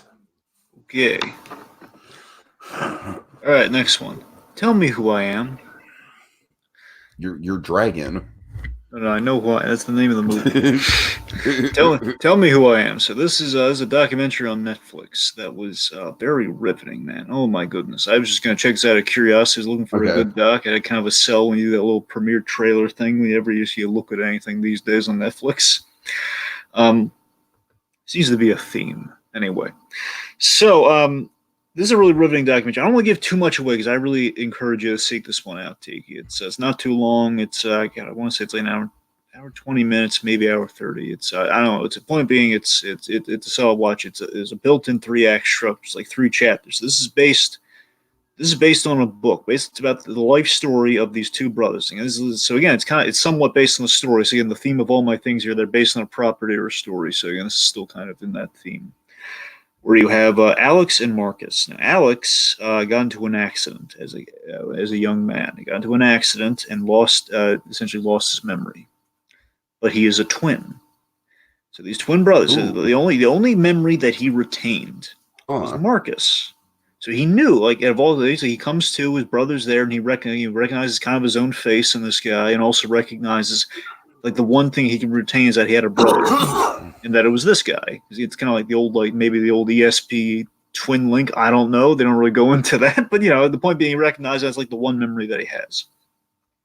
Along with the basics, like he knows how to do certain things, but not everything. The point being, like, lost memories of dating to a long time back. I mean, it's very much he's kind of discovering a lot of things for the first time. Point being, Act 1 is very much, okay, so we established he lost his memory, and basically his brother reconditioned him with his memories. Like, he taught him they had to relearn everything again with his family and his brother and all that. And then we get to Act 2. Oh boy, Act 2. So Act 2 essentially is the brother, we learn that Marcus has fudged a few things. He's planted some false memories in there. And it's all real, by the way, all real, not a fabrication. Again, like, they wrote the life story down, but they've done a documentary. I want to say the documentary came first, and they had it shot, and then they wrote the book or something, or one of them wrote the book. I'm not sure, because again, there's a big moment in this documentary would not be in the book. Point being, your big thing at Act 2 is that, okay, oh god, the brother has been keeping something from him. He's changed certain details of the history, because again, like, he put his utter trust in the brother, because like the one memory that he had, and we learned the brother's been keeping something from him, and we learn what that is in Act 2, and it is something horrible happened to them. Oh wow. And that's the thing. So he did this to protect his brother, and Act 3 is them dealing with this. And I tell you, I don't want to give it away what it is, because it's gobsmacking, man. It is. All right, you sold me. This is on Netflix. It's on Netflix, buddy. It's on Netflix. It's not, I don't think it's too long. It's like, again, it's a very solid 3-act structure, 3 chapters, if you will. And essentially, it's a very moving catharsis in this piece. Like, third act is very much moving catharsis. It's kind of the theme of the piece. It's like moving past some really bad stuff. It's in a story of brothers. In a story of brothers, it's kind of it's kind of a dark version of The Boys, the Sherman Brothers story. It's kind of like a dark version of that.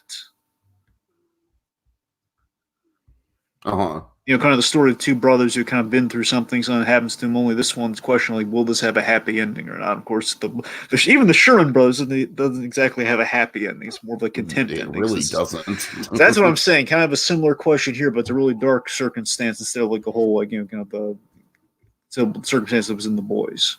Not the Amazon show, kids. The thing, but the Sherman brothers. It's another great thing. I encourage you to seek out. But for argument's sake, let's focus on Tell Me Who I Am. Okay. Okay, next up, Dragon, is one of my most anticipated movies of the year. It is The Lighthouse. And guess what, Dragon? This is one of the best films of the decade. Really?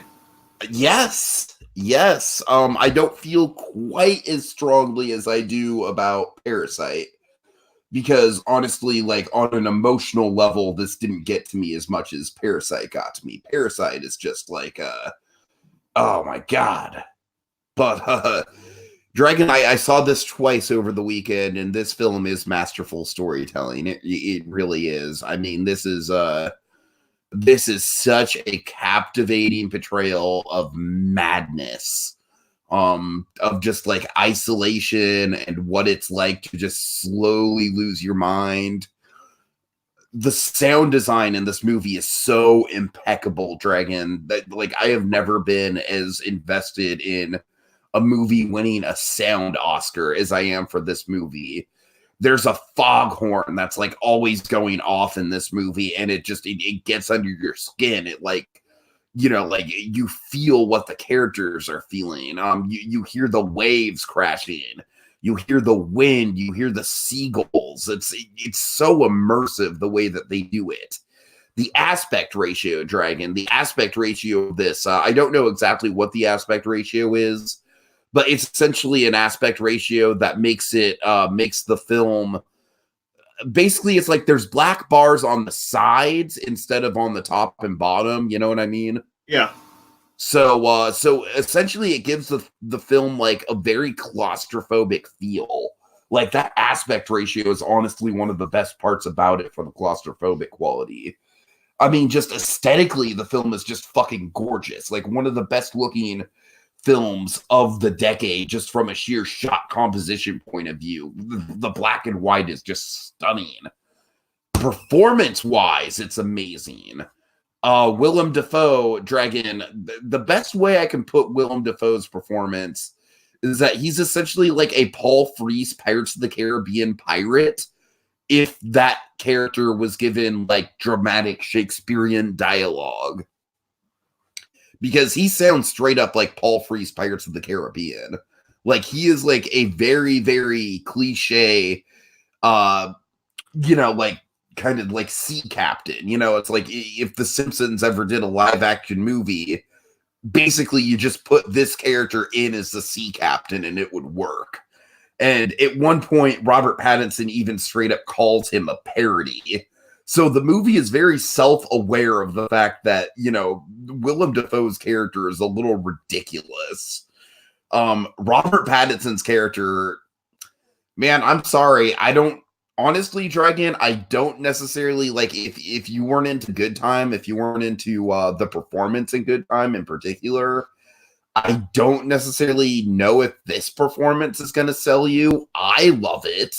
I mean, I think that his performance is just like, it's just a man at the height of madness, and it's great. The whole thing about this, Dragon, maybe one of the things that the trailer doesn't necessarily sell you on is that this film is all about like the division of labor. It's kind of another movie that kind of explores classism, but in a different way than Parasite does. So essentially the dynamic here at play is that Robert Pattinson is the basically the what's the name for it? Like the work hand on the lighthouse. He's basically the guy that's the lighthouse keeper. Yeah. Well, Willem Dafoe is the lighthouse keeper, but this guy is the guy who's hired by Willem Dafoe to keep up with the day-to-day chores around the lighthouse. You get what I'm saying? Yeah, I get what you're saying. Yeah. Okay, so essentially this guy is just performing like back-breaking labor, like hauling like large piles of rocks and, at one point he has to carry this oil can all the way up this giant spiral staircase to, and it's like a drum, not a can, to, refill the oil in the lighthouse. And Willem Dafoe is just such a dick. Like, he's one of those bosses that just never lets up. Like, nothing you do is ever good enough for him. And he does it in just the most condescending way. Now, at night, Willem Dafoe gets drunk and he's delightful. He's just the most, the most playful guy. But he's just a raging asshole during the day. And he's like the world's worst boss. So essentially, Dragon, the whole movie is like this power struggle between Robert Pattinson and Dafoe, where Dafoe is just like, it's such a fascinating back and forth where Dafoe is just, it almost kind of reminds me of like a Stanford prison experiment or something like that. Like, what does power really mean? Who has the power? It's like the movie really explores questions like that. The whole thing about this movie is that, Robert Pattinson essentially signs up for a 4-week trial period, but because of a really bad storm, he's essentially trapped on this lighthouse for an undetermined amount of time. Once he gets trapped on the lighthouse after that 4 weeks, the 4 weeks is essentially like the first act of the movie, I would say. And that's just kind of like setting up the characters, setting up the dynamic between him and Dafoe. Once he gets, once the storm hits and the boat that's supposed to pick him up doesn't pick him up, that's when the movie takes the left turn into Crazy Town. And that's when it becomes just straight up German expressionist horror. And oh my God, is it just crazy at that point. I mean, the movie is like one of the great unreliable narrator movies, I would say. Because basically from the moment that he doesn't get picked up at the end of his 4 weeks, you can't rely on anything you're seeing on screen. I mean, it's just like one of the first things that happens is you basically see like a day in the life, like after he doesn't get picked up, you see like him going through his day-to-day stuff and you think like, okay, it's been a day, maybe two. And he's insisting that it has been like, oh, it's only been a couple days, we'll get rescued in no time to Dafoe. And Defoe's like, no, it's been weeks. It's been weeks. And so that right away, just like it totally throws your perception of time out the window. Like you have no idea how much time's passing. There's stuff that'll happen. Like you'll see Willem Dafoe like get an axe and chase Robert Pattinson around with the axe. And then in the next scene, Willem Dafoe will be like, like, I didn't know what to do with you because you just went mad and started chasing me around with an axe. And you don't know if Willem Dafoe is fucking with him or if he's going mad and he's misremembering. Both these guys are just going crazy. I feel like Dafoe is better at hiding it than Robert Pattinson is because Dafoe is much more seasoned to being isolated on this lighthouse. But man, Dragon, it is just a harrowing exploration of, the power struggle between boss and employee, and also just the madness of being trapped in this isolated location. And not only an isolated location, but an isolated location with so many external factors, like the fact that like this little shanty of a shack that they live in, like the weather is just pummeling it. The shack just gets more and more flooded as the movie goes on, to the point where by the end of the movie, they're basically like up to their knees in water. It's so flooded. There's a lot of angles and stuff that like really show how isolated and how cramped the shack is. On top of that, on top of just like the general uncomfortableness of the situation, like I said, there's like this foghorn that rains out like every 30 seconds, gets into your skin like right away. You hear the seagulls, you hear the waves and everything. It's just like psychologically, this film just like beats you down. It does, but it beats you down in such an intense and, oh my God, interesting way.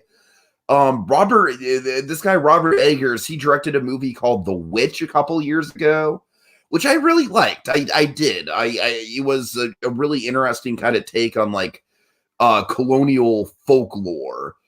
But this movie blows The Witch out of the water. I mean, this movie is Like, there are some shots and compositions in this movie that are going to stick in my mind. So yeah, suffice to say, Dragon, both the movies that I saw this weekend, The Lighthouse and Parasite. I mean, I think The Lighthouse is probably it's got Parasite beat on a pure, like visual sound point of view. Like, this movie might be the most unique movie from a visual point of view that I've seen this decade. And I don't say that lightly. Parasite has this movie beat in terms of story. This movie's got a great story, but Parasite's got a masterful story. But man, everything, the package, this movie is kind of like the full package when it comes to just everything that it does, everything that it weaves together. All right. Woo! Having said that, Dragon, I would honestly be surprised if you liked this. I don't necessarily think it's for you. I like, out of the two of them, I think you would like Parasite more. All right. Okay. All right. Let's get to Dolomite is my name. Tell me who I am. Dolomite is my name. Dolomite is my name. All right. So this Dolomite is my name is a biopic on blaxploitation star Rudy Ray Moore, otherwise known as, famously, Dolomite. So Dolomite, of course, here's I had a little crossover with Dolomite in that I knew there was a line in the Suicide Squad animated movie, in the new one. Suicide Squad Hell to Pay. There was a line about Dolomite, and I had no idea what that line was until I heard the commentary and they explained what Dolomite was, where they said that in the martial arts community, the worst thing you call another martial arts is Dolomite, because the idea is that Rudy Ray Moore, as you see in the movie, he's not a stunt man at all. He does terrible kung fu. So if you're a fighter, it's like the worst thing you could ever call him. Especially if you go up against a black martial. The worst thing you call a black martial artist, call him Dolomite. Like the biggest insult that he's gonna get. Anyway. So that's how I knew Dolomite. Period. So it's like when Eddie Murphy said he was doing Dolomite, I was like, oh, I know a little bit about Dolomite. So this is Eddie Murphy giving his all for a film about a comedian's journey. Basically about a comedian's journey. It's kind of it kind of parallels a little bit of Eddie Murphy's career. It's him going from the stage, as a comedian, to kind of like doing some character acting, where basically he becomes Dolomite on stage, and he kind of takes that around, kind of the way Eddie Murphy would play characters, and so on and so forth. And then eventually, this again, not immediately as you might think, this then leads to film by the end of things, which is where we get into the Ed Wood stage of the movie. The movie very much is kind of blaxploitation Ed Wood. That's the best way I could describe the movie. In that it's let me ask you this: does it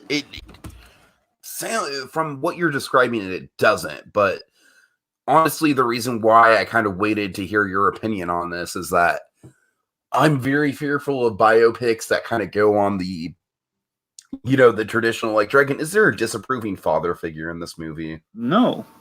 Okay, good. That's all I wanted to know, really, because it seems like all biopics are concerned with is like, well, can we milk some daddy issues? Can we get Spielberg on the line? Let me put it this way: there's no like disapproving father or anything. I mean, there's a bit of poignancy, and this is a really great thing in the performance here, where you get to see.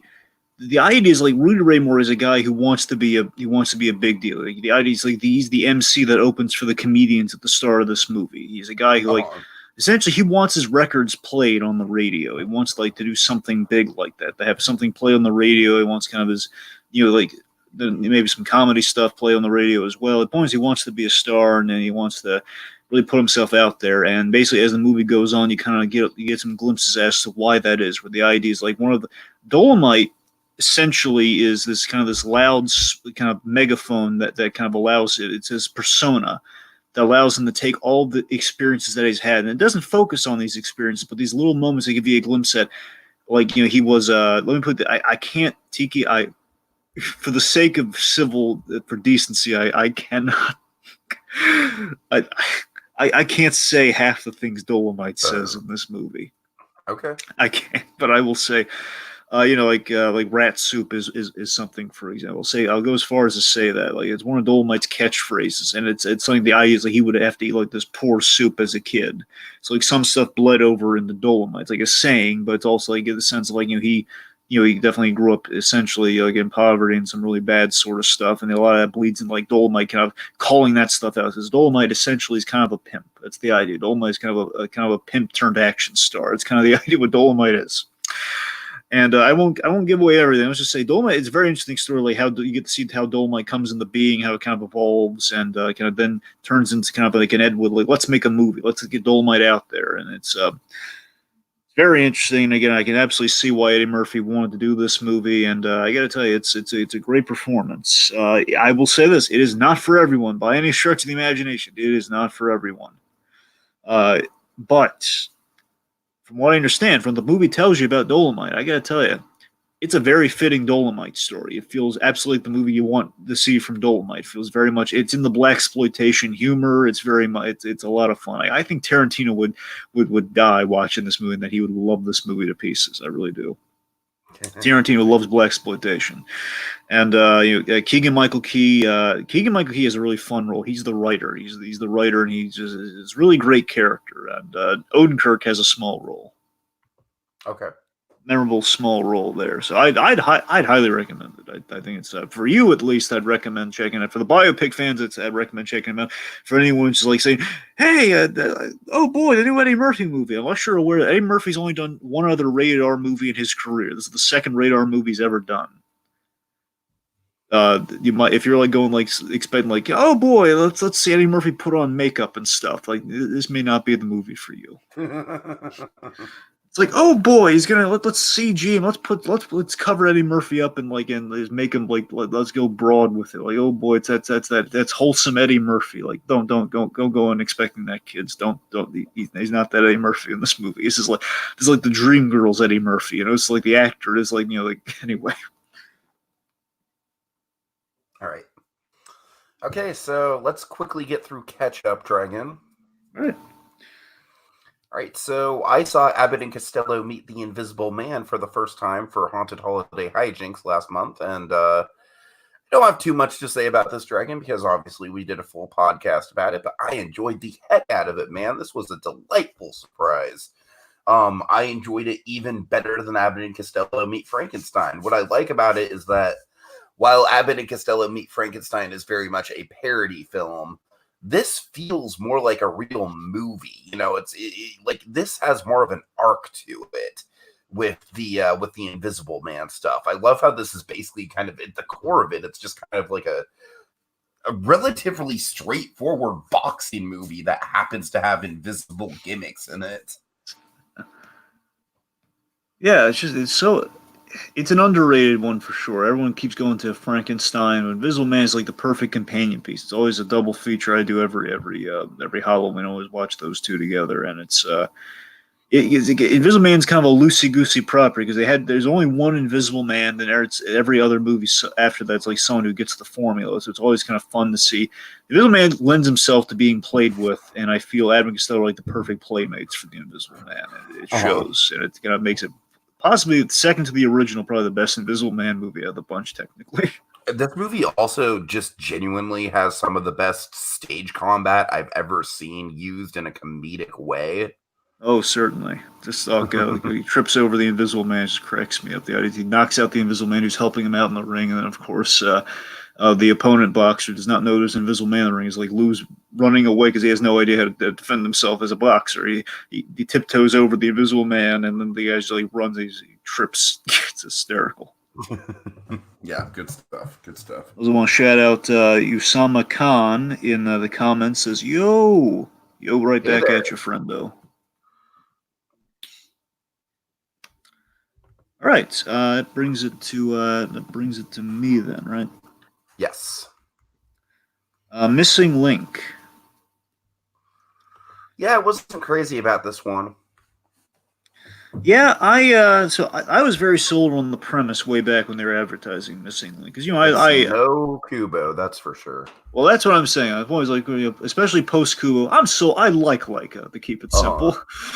I like Leica. I like Leica. I do. I like Leica, and no, seriously, like they do great work. Is it work that I always gravitate towards?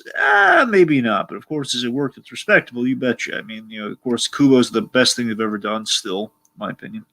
A lot of opinions, it looks like. Then you get to Coraline, then probably Paranorman, then you get down the list and you get to like something like Box Trolls. And I would put this over Box Trolls. Bear in mind, in all fairness, I haven't seen Box Trolls, so I can't say. Monkey is a huge fan of Box Trolls. I personally think Box Trolls is a little too British for my taste. I can't say one way or the other officially at Box Trolls because I haven't seen it. All I can say is like in terms of like what the sell is, gravitate towards this because I have seen Missing Link.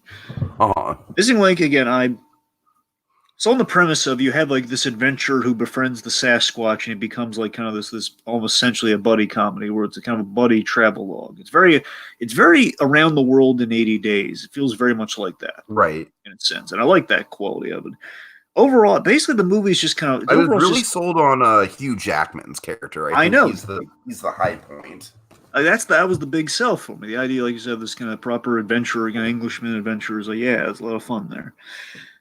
The thing for me though is that basically I think the movie's fine. I think it's very well animated as Leica tends to do. The problem for me, again, I like the setting, like the old world charm. Again, all the Hugh Jackman's character is very good. However, there's two things bug me about the movie. The villain I feel is weak sauce. Villain's weak sauce, and that's basically I think. Rarely do I ever say this. I think we went a little too old timey with things in this movie. I think we went a little too old timey in the sense of the villain. His whole motivation is I can't be wrong.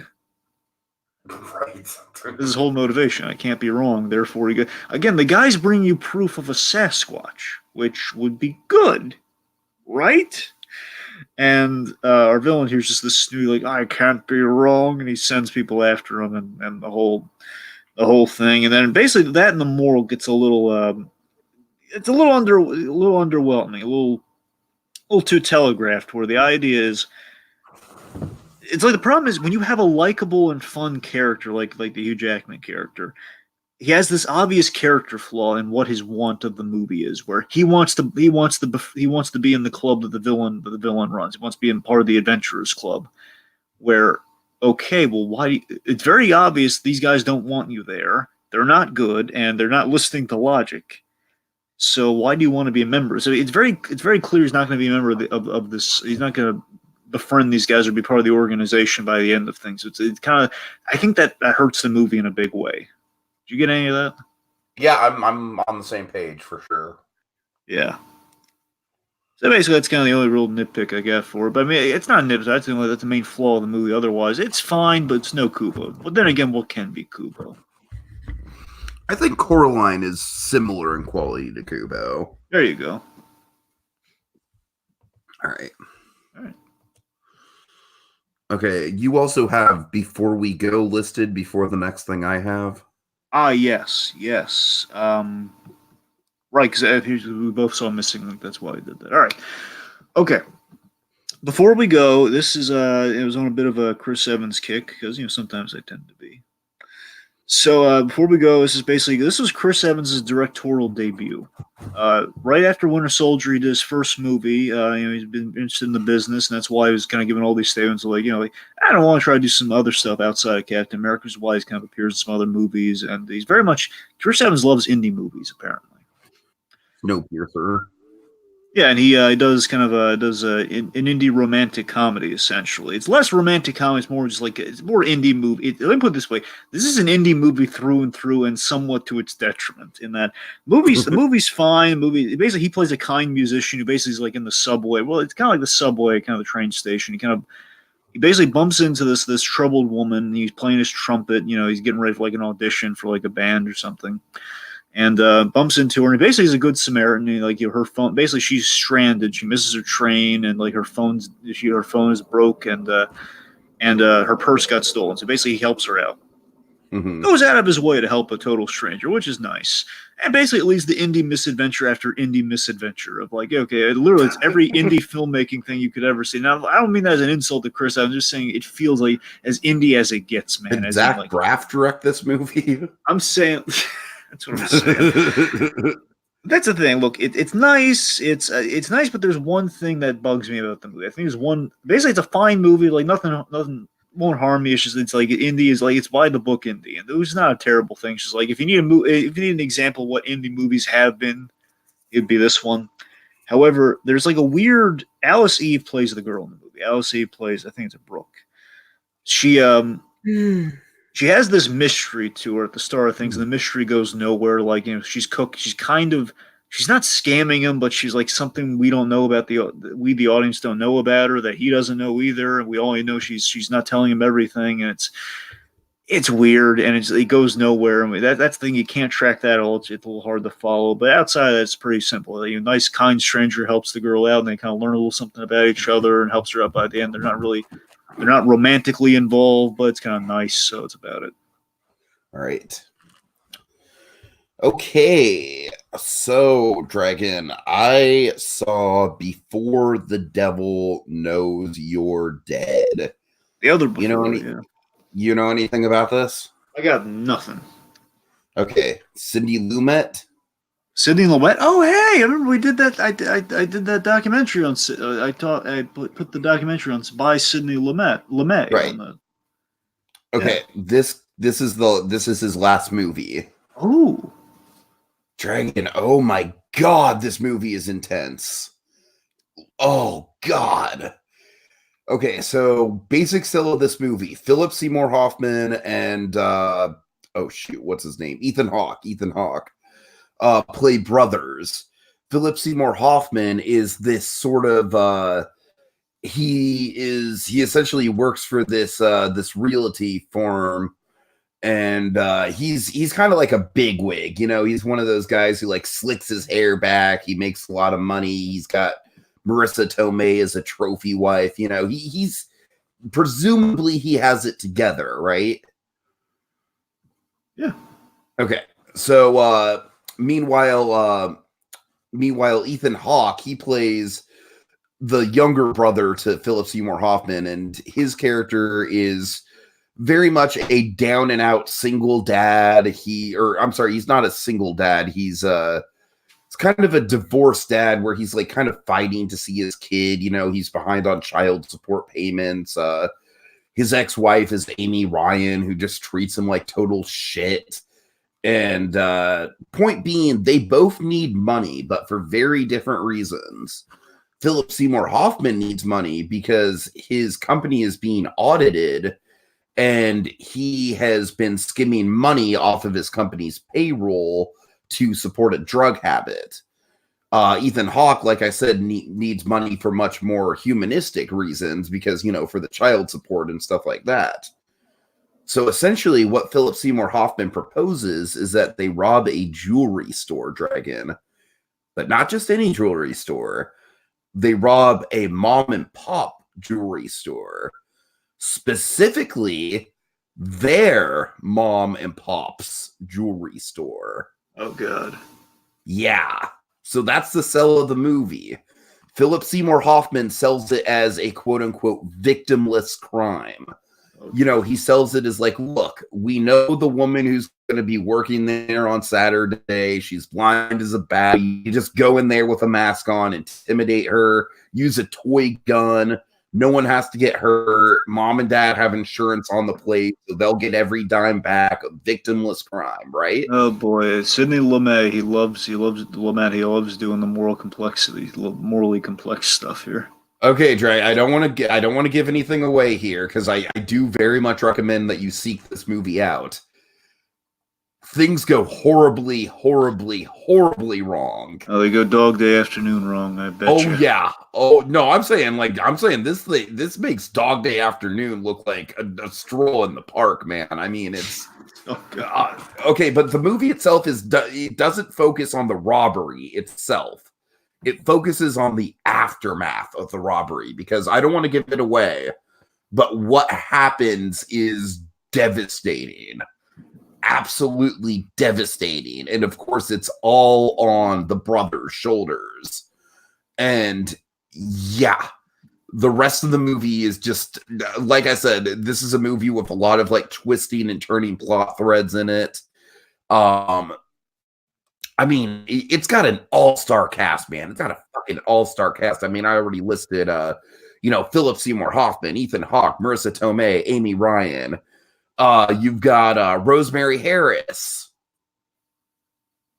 Yeah. Rosemary Harris. Yeah, no, Aunt May. Yeah, it's awesome. We have two Aunt Mays in this movie. Oh my god. Yeah, exactly right. That's why I Amazing. was kind of expecting more of a reaction. Oh god, Um, Aunt May Crawl. Do they have a scene together? no, they don't. I know, but I can't too much anyway. But that's great though. It's cool. And then you have also got, oh god, who's the father?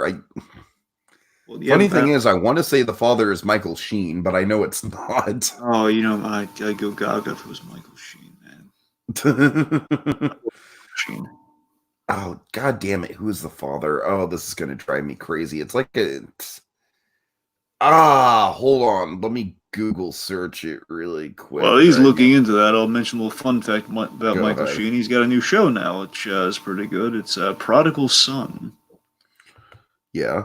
Which, of course, he bases kind of a little bit like Hannibal Lecter, where basically he plays a serial killer, but he's nice as the day is long, man. He's like the most cuddly serial killer you've ever met. You know, he's a doctor, he's a therapist, very Hannibal Lecter-esque, and of course his son is very damaged by these events, and it's I recommend it. The critics aren't showing it love, but I think the audience is really going to like it, man. It's Albert Finney. Oh, Albert Finney! Hey, Yeah. Finney.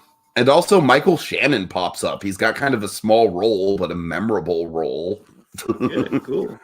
So, like I said, Dragon, I don't want to give anything away here because this is a movie with a really twisty, turny plot to it. But the whole movie is kind of like basically dealing with the aftermath of this botched robbery and just how the brothers just get more and more and more in over their heads.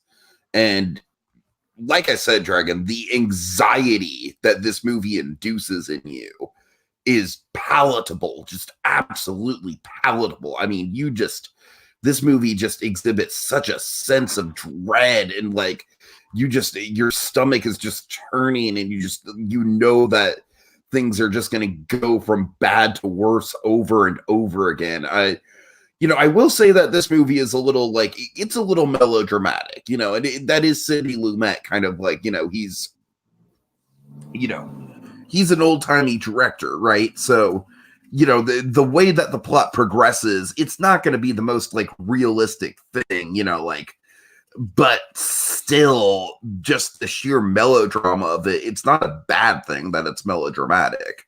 It just means that the emotions are very heightened.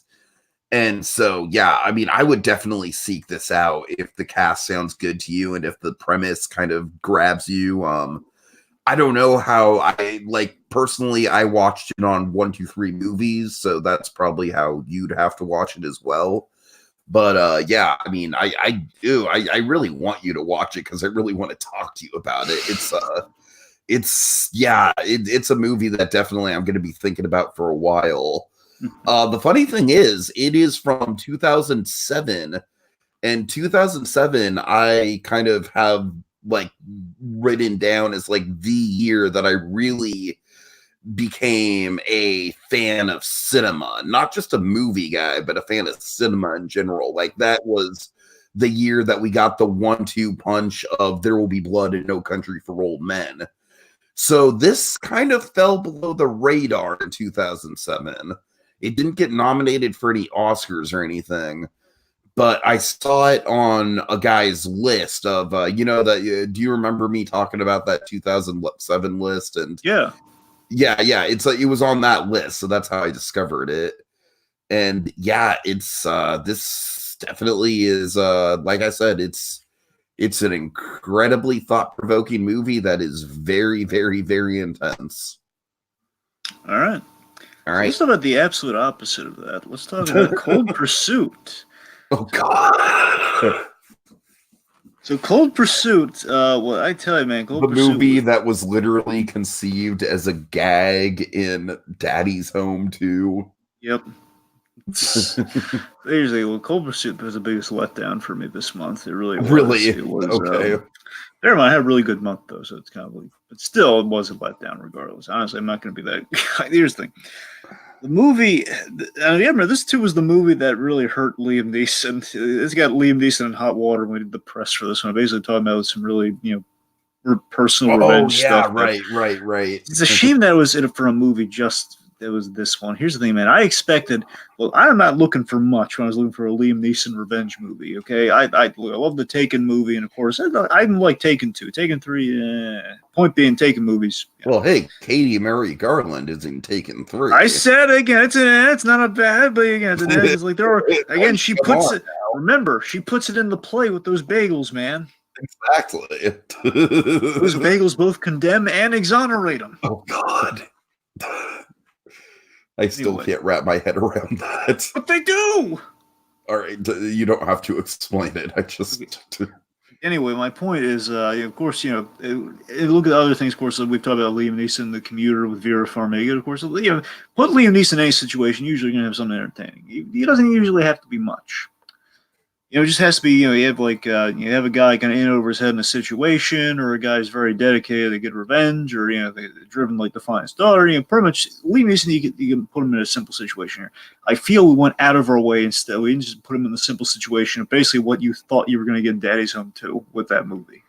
Uh-huh. It's not just, basically the movie, what it should be, and what it is in like a third. It should be the whole movie. It's only a third of the movie, apparently.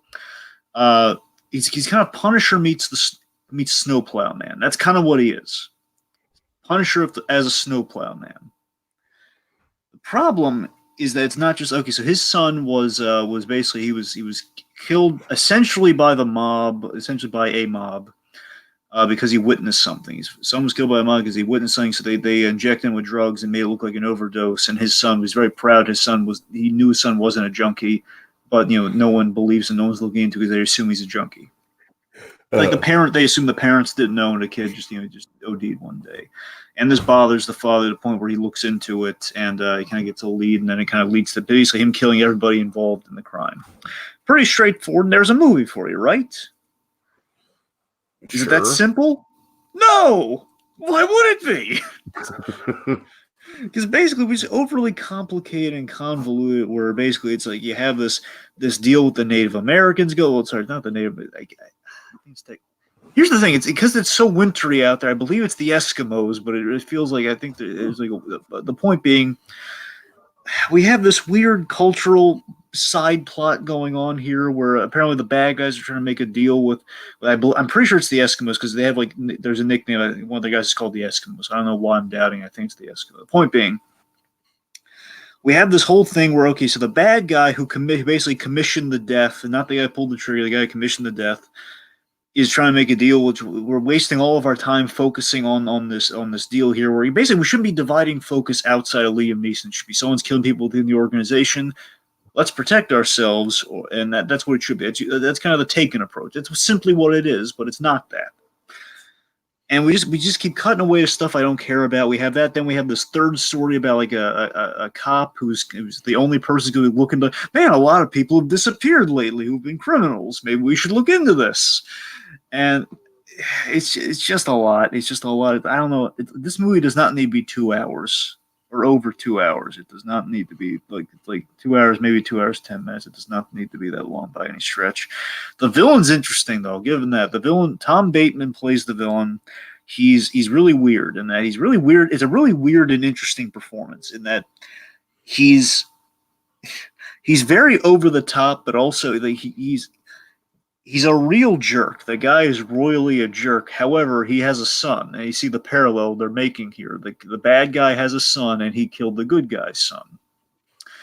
But this Bateman guy, he plays an overprotective father. He's really mean. He's really harsh to the kid, but he's doing it out of love. He's ranting about who's giving whoever's watching the kid no, you can't have soda. No soda. I want him to grow up to be healthy. It's like he's really protective about the son and make sure he eats right. So that's the hilarious thing about this guy. That he does care. He's just really he's not loving. He's not warm. It's just but he cares.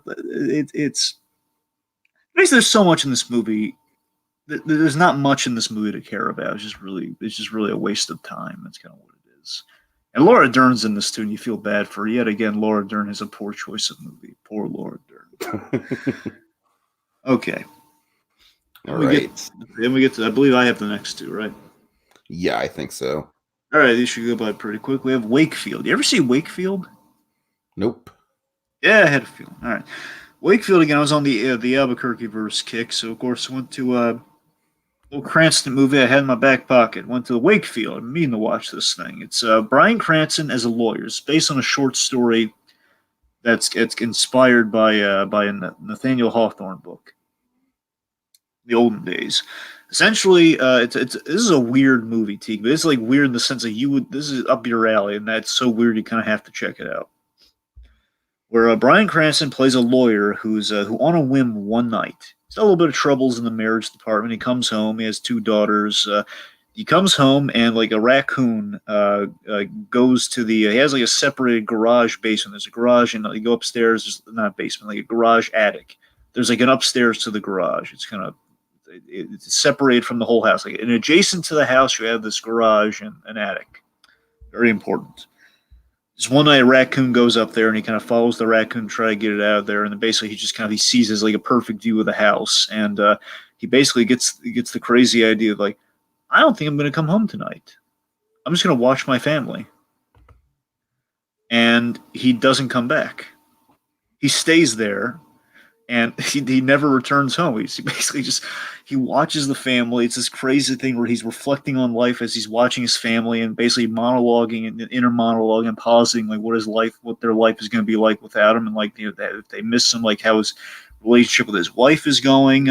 He becomes homeless by choice, where he's just on the streets, like eating out of dumpsters and everything. At a certain point, like he times it right. Sometimes he can walk in the house and get warm and get food and shelter, but there's some points he gives crazy as the movie goes on. It's just Cranston as this narcissistic guy who just kind of goes progressively crazier as the movie goes on, becomes like a full-on homeless man, despite the fact he's a perfectly fine home he can go to home to any time, but it's insane. But again, like he gives a really solid performance. It's a character. Basically, it's like the non-Oscar-y version of The Lighthouse. One could say. Well, I shouldn't say that because one, I haven't seen The Lighthouse, but I'm saying the sell of The Lighthouse was two guys are in a lighthouse and they go crazy. It's kind of like you have a guy in a stationary location, but he's watching his wife, played by Jennifer Garner, who's kind of like speculating as to what's going on. It's like all in his head. Okay. That's on Netflix. Let's see. So then the last thing, because of Paul Rudd's new show, I was on a little bit of a Paul Rudd kick. I went to They Came Together. So They Came Together this is very interesting. This is kind of a more meta version of Before We Go. This is kind of like, what if Before We Go called itself on all the stuff on being the most indie movie ever made? They Came Together is basically that with a romantic comedy. Where Before We Go is kind of a romantic comedy. It's more an indie movie.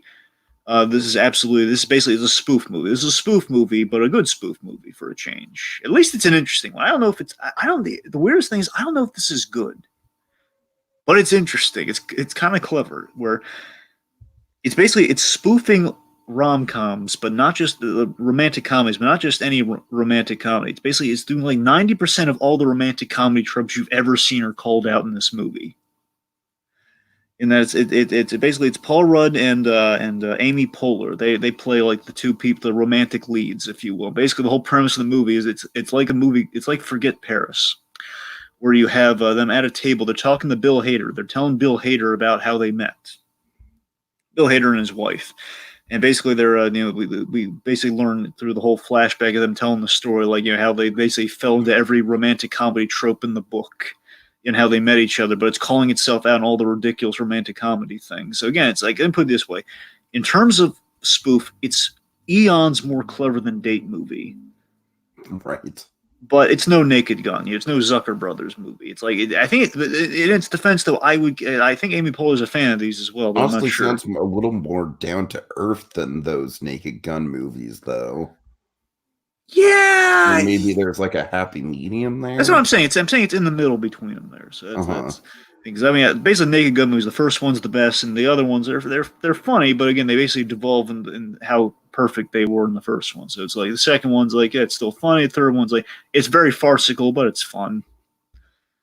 Anyway, so the point being, point as a spoof movie, it's like it's a clever spoof movie, but it's not relying like Date Movie and all the other like scary movies and all the whole bunch of those went where they're basically hinging on pop culture, just pure parody. Like, this is like parodying like what you do in romantic comedies. Therefore, it's a little bit more clever than just like where, hey, remember this from the movie, but not great.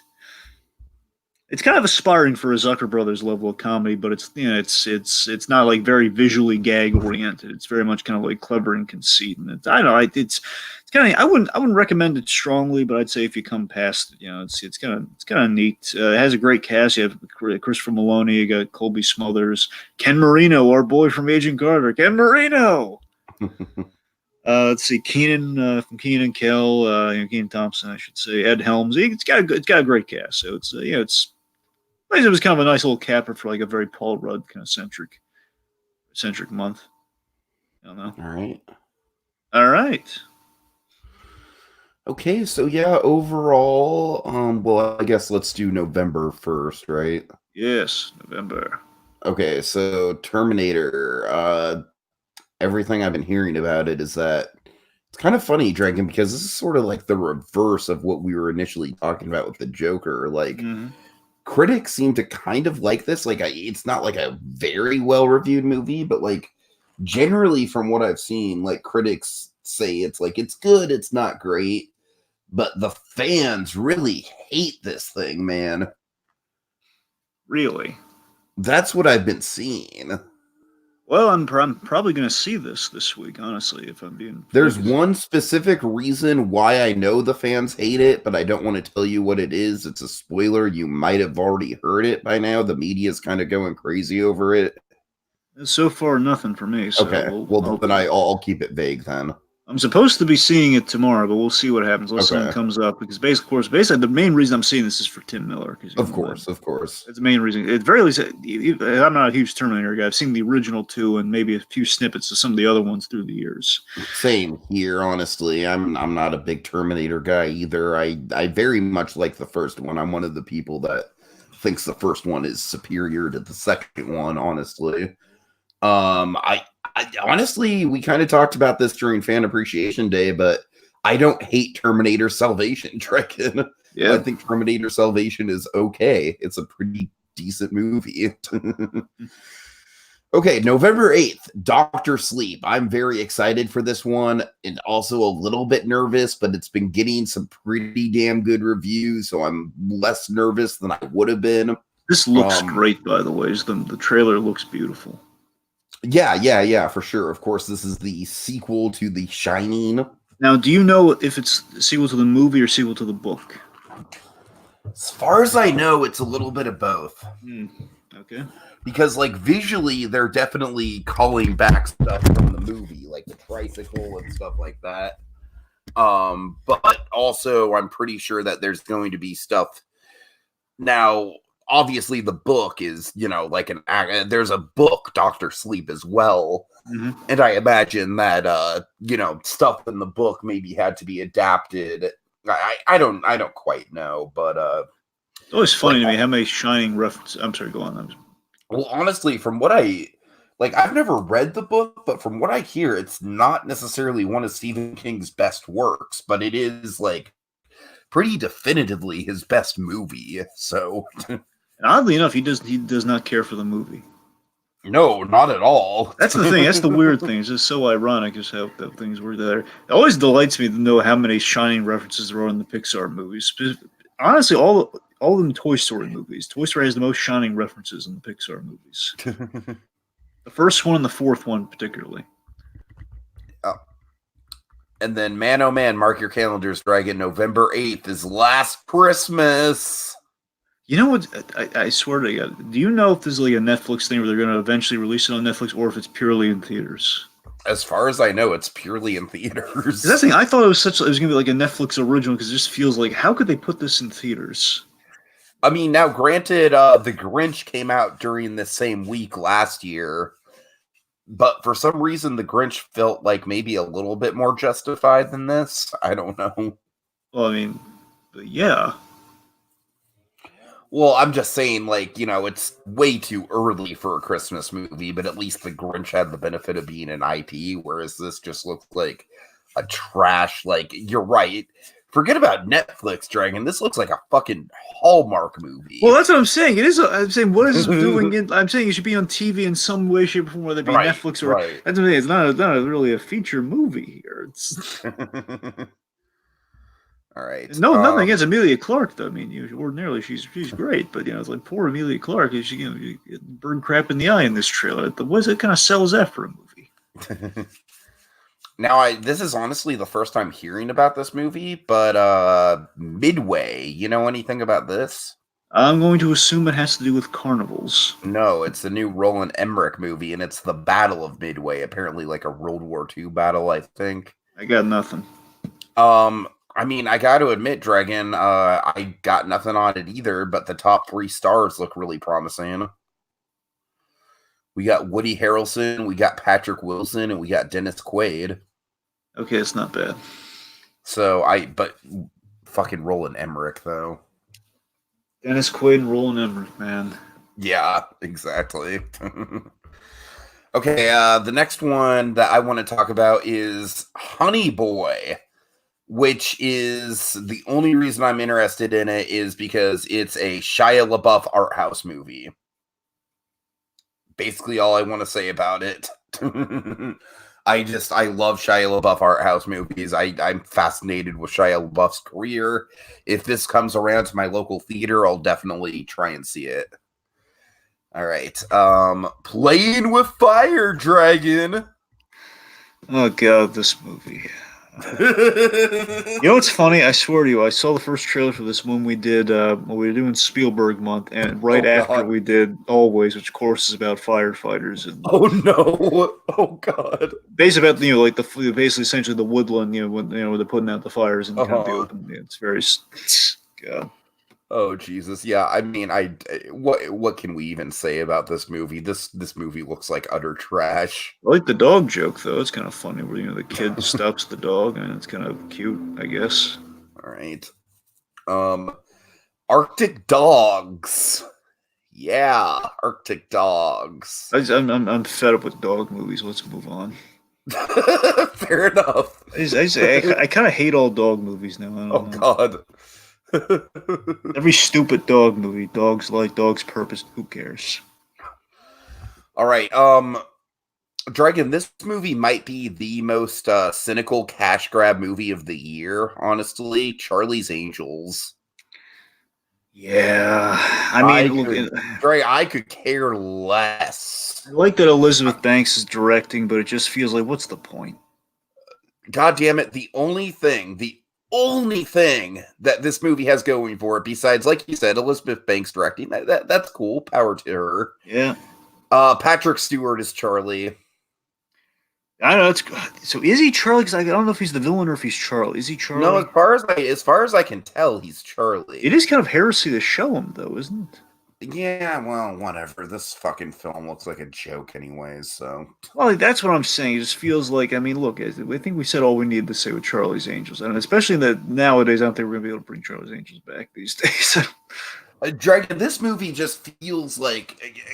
I don't know. I'd be very, very surprised if this movie had any legs. I mean, it feels like a movie that's kind of just, like, destined to be a movie that just kind of comes and goes with very little fanfare and people being like, who cares?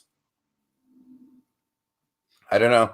I think the only way it could have legs is if, like, the feminists get really into it. And I don't even say feminists in a bad way at all. I mean, I do think that it could potentially have legs as like a girl power movie, Yeah.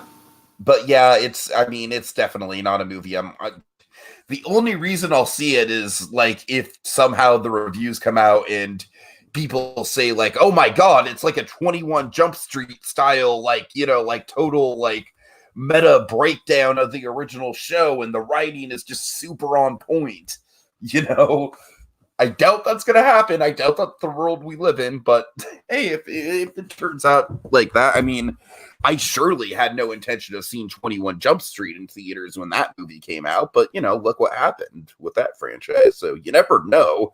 You never know, Dragon. But all right. Oh, this next one is tough for me, Dragon. It really is. Ford v. Ferrari. Oh, this one. Here's the thing. I'd like to see this one. I don't think we get a chance to. It looks good. Okay, here's my issue with this. The trailer looks good. I love the cast. Director. James Mangold. Yeah, James Mangold's a really good director. I could care less about cars.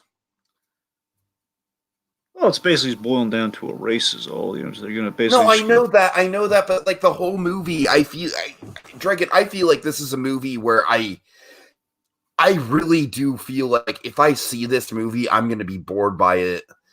Not because of any of the talent involved, but just because of the subject matter.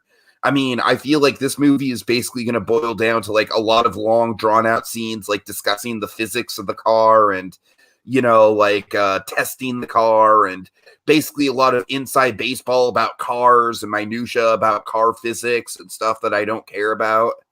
And I honestly don't know if I'm going to see this movie just for that reason. Is that car culture is I'm just not into car culture at all. Or the positive version of this. Not saying it's going to happen. Here's the positive reverse of that. Tiki goes to see this movie. He learns about cars. Like, man, I learned some stuff I didn't know before. Awesome. Not going to happen. It's very possible. It's very possible, but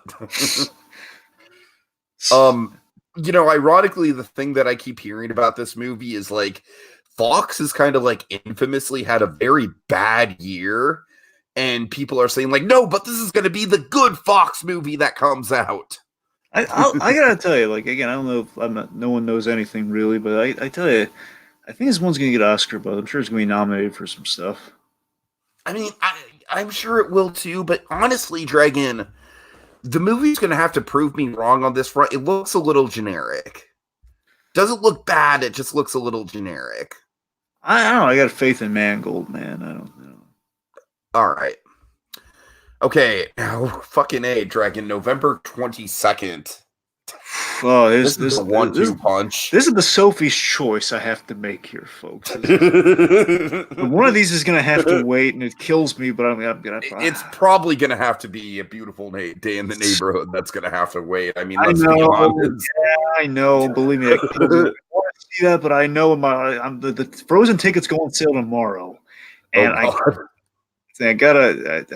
I'm going with the Frozen thing, but anyway, so you get Frozen 2. Obviously.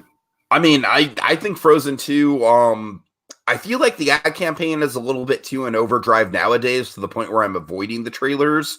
But I will say that first trailer captivated me. That first trailer had me hooked. I'm really into like the darker tone that they're selling for this. I'm really into the fact that this kind of looks like it's kind of like a dark fantasy epic. I'm excited to see what the music's going to be like for this movie. I've kind of gone out of my way to avoid listening to any of the soundtrack for this thing. So, I mean, I'm very excited about this. I really am. Yeah, I'll tell you, I really hope Frozen 2 doesn't get too big for its britches, because they're hyping it up like God. They've literally said, I'm not just making this up, folks. They've said it's like Godfather Part 2. Oh man! Now, I presume what they mean is that it connects like the first one. It's kind of a companion piece, like Godfather Part 2. I assume that's what they mean. That is kind of like hopefully will also be as good as the original as well. I'm saying, I hope we're not going to overcomplicate things for the sake of let's do something completely radically different than Frozen, which I'm saying could work out in their favor, of course. But still, I don't want them to fundamentally lose. I don't want them just to have like a Let It Go caliber song, and then that's like the main reminder you have. We're gonna right. Basically, we've been building up some really good stuff with the shorts with Frozen. I hope we kind of keep the tone similar, and then just like give them a new adventure, but still like don't lose like the fun of the franchise. Well, I think the tone for this movie is going to be very different than Olaf's Frozen Adventure, for example. Oh, sure, but I mean, I hope Olaf's like, not going to be like. I think it'd be a mistake to make Olaf like grim and gritty or anything. They're not going to do that. I know. I think if anything, they'll maybe like underplay Olaf a little bit more. Well, expecting. Well, I don't mean they're literally going to make him grim and gray, but I mean I don't want him to do like a complete 180 on Olaf. All right, I don't want him to be, you know. God. I don't want Olaf to be changed like an act like like an action adventure like he's super competent all of a sudden like that's not Olaf, you know. Oh Olaf. God, like Cars 2 Mater. Well, anyway, let's move on. All right. And yeah, I mean, with Beautiful Day in the Neighborhood, Dragon, my only worry with this thing is that we're maybe overhyping it for what it actually is because of what it is. I don't know. Like, I'm sure it'll be good. I'm sure Tom Hanks will have a great performance. I think it's going to kind of depend on the directing. If the film has legs, it's like a really memorable film. Obviously, it's like, this isn't a fair comparison, but it's going to take a lot to kind of like overshadow Won't You Be My Neighbor. I kind of worry that this film might live in the shadow of Won't You Be My Neighbor a little bit.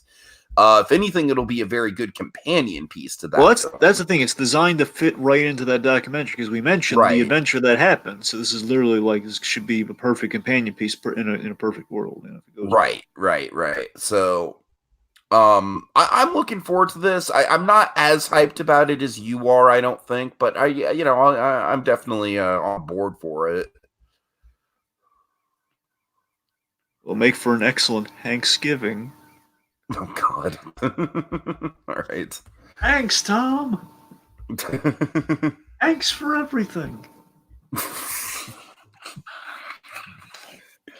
And finally, one of my most anticipated for the rest of the year, we have Knives Out. Yeah, Knives Out. I'm excited. Here's another thing. I will definitely see Knives Out. Questionable when, because again, November bleeding into the holidays.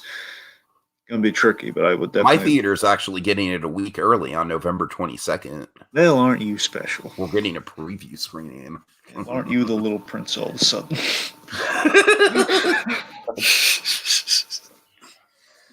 Yeah. Suffice to say, I'm pretty stoked for Knives Out. Oh yes. Rian Johnson, I'm sorry, not sorry. He's one of my favorite directors. Hey, Rian Johnson's a great director. Don't listen to the folks out there who are still butthurt over Last Jedi. Don't listen to any of those crazies. All right, Jedi. Say what you will about some of the story stuff with the Last Jedi. That's fine. That's subjective, I guess. Visually, The Last Jedi is one of the best Star Wars movies ever made. I'll say it again. The only thing, Last Jedi, Laura Dern and the casino stuff. Casino stuff's not even bad. It just belongs in a different movie. That's all I'm saying, man. Otherwise, movies fine. Movies a good time. I will say, in spite of the fact that I don't want to come off like one of those social media trolls, Rose Tika really isn't a great element of The Last Jedi on a rewatch. Oh, but again, that a lot of that feeds into most of the stuff that's not great about her feeds into that casino stuff, though. Right. That's what I'm saying. Like I like how she meets Poe. What they do to you, Finn? God. No, I'm serious. Like, as much as I love The Last Jedi, Finn is like a character who it's like, well, what are they even trying to do with Finn in The Last Jedi? Like, really? But honestly, what happened? That scene where they meet each other is kind of neat. Where again, they both in maintenance. It's kind of nice. Right. Okay. All right. So, Dragon, yeah. October was just an absolutely fantastic month, anchored by just two landmark movies of the decade in The Lighthouse and Parasite. I mean, The Lighthouse and Parasite just complement each other really well because one of them is just like, The Lighthouse is a celebration of everything that film can accomplish from like a visual point of view, and Parasite is a celebration of everything that a film can accomplish from a narrative and emotional point of view. So the two of them together is just like a powerhouse sort of 1-2 punch.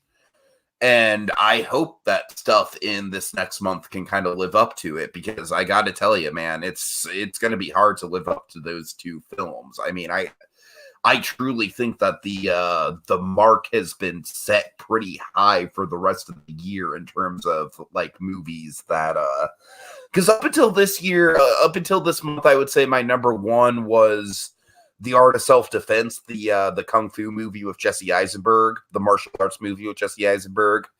But I mean, everything like Lighthouse and Parasite are just a different level. I mean, they're like just, oh my God, they're just fantastic films on every conceivable way.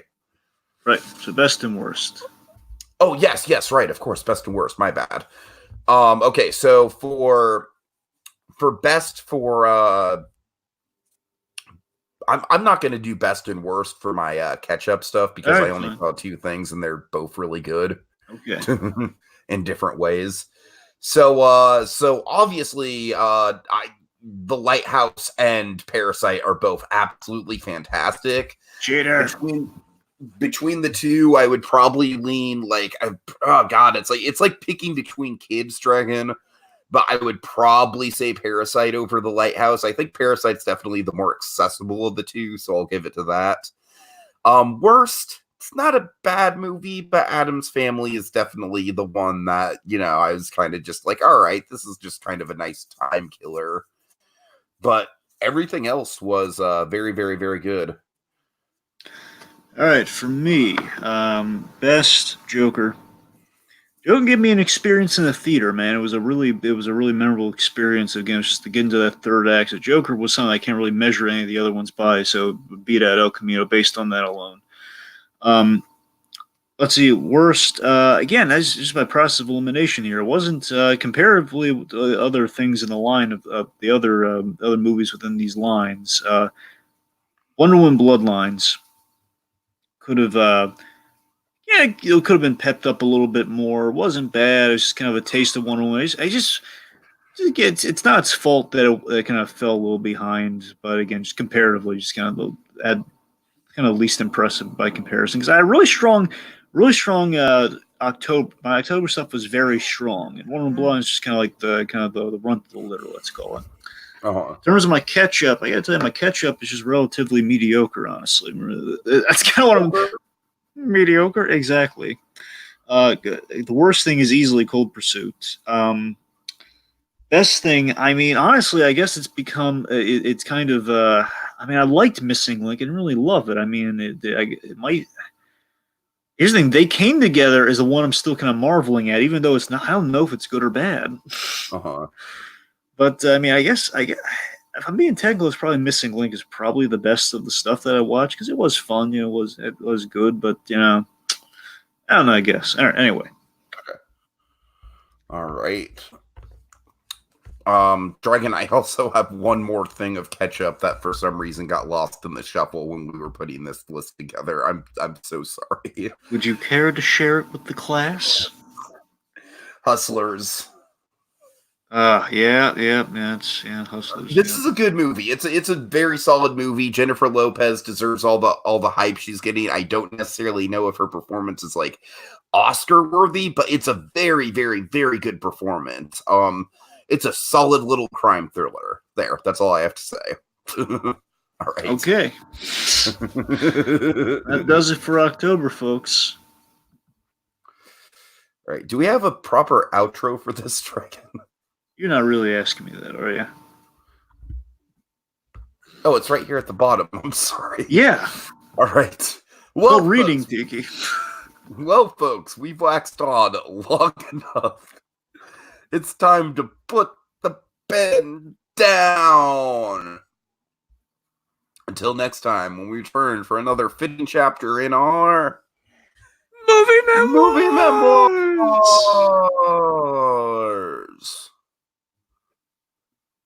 Send in the clowns. Really, Diane? Really, Diane? Really?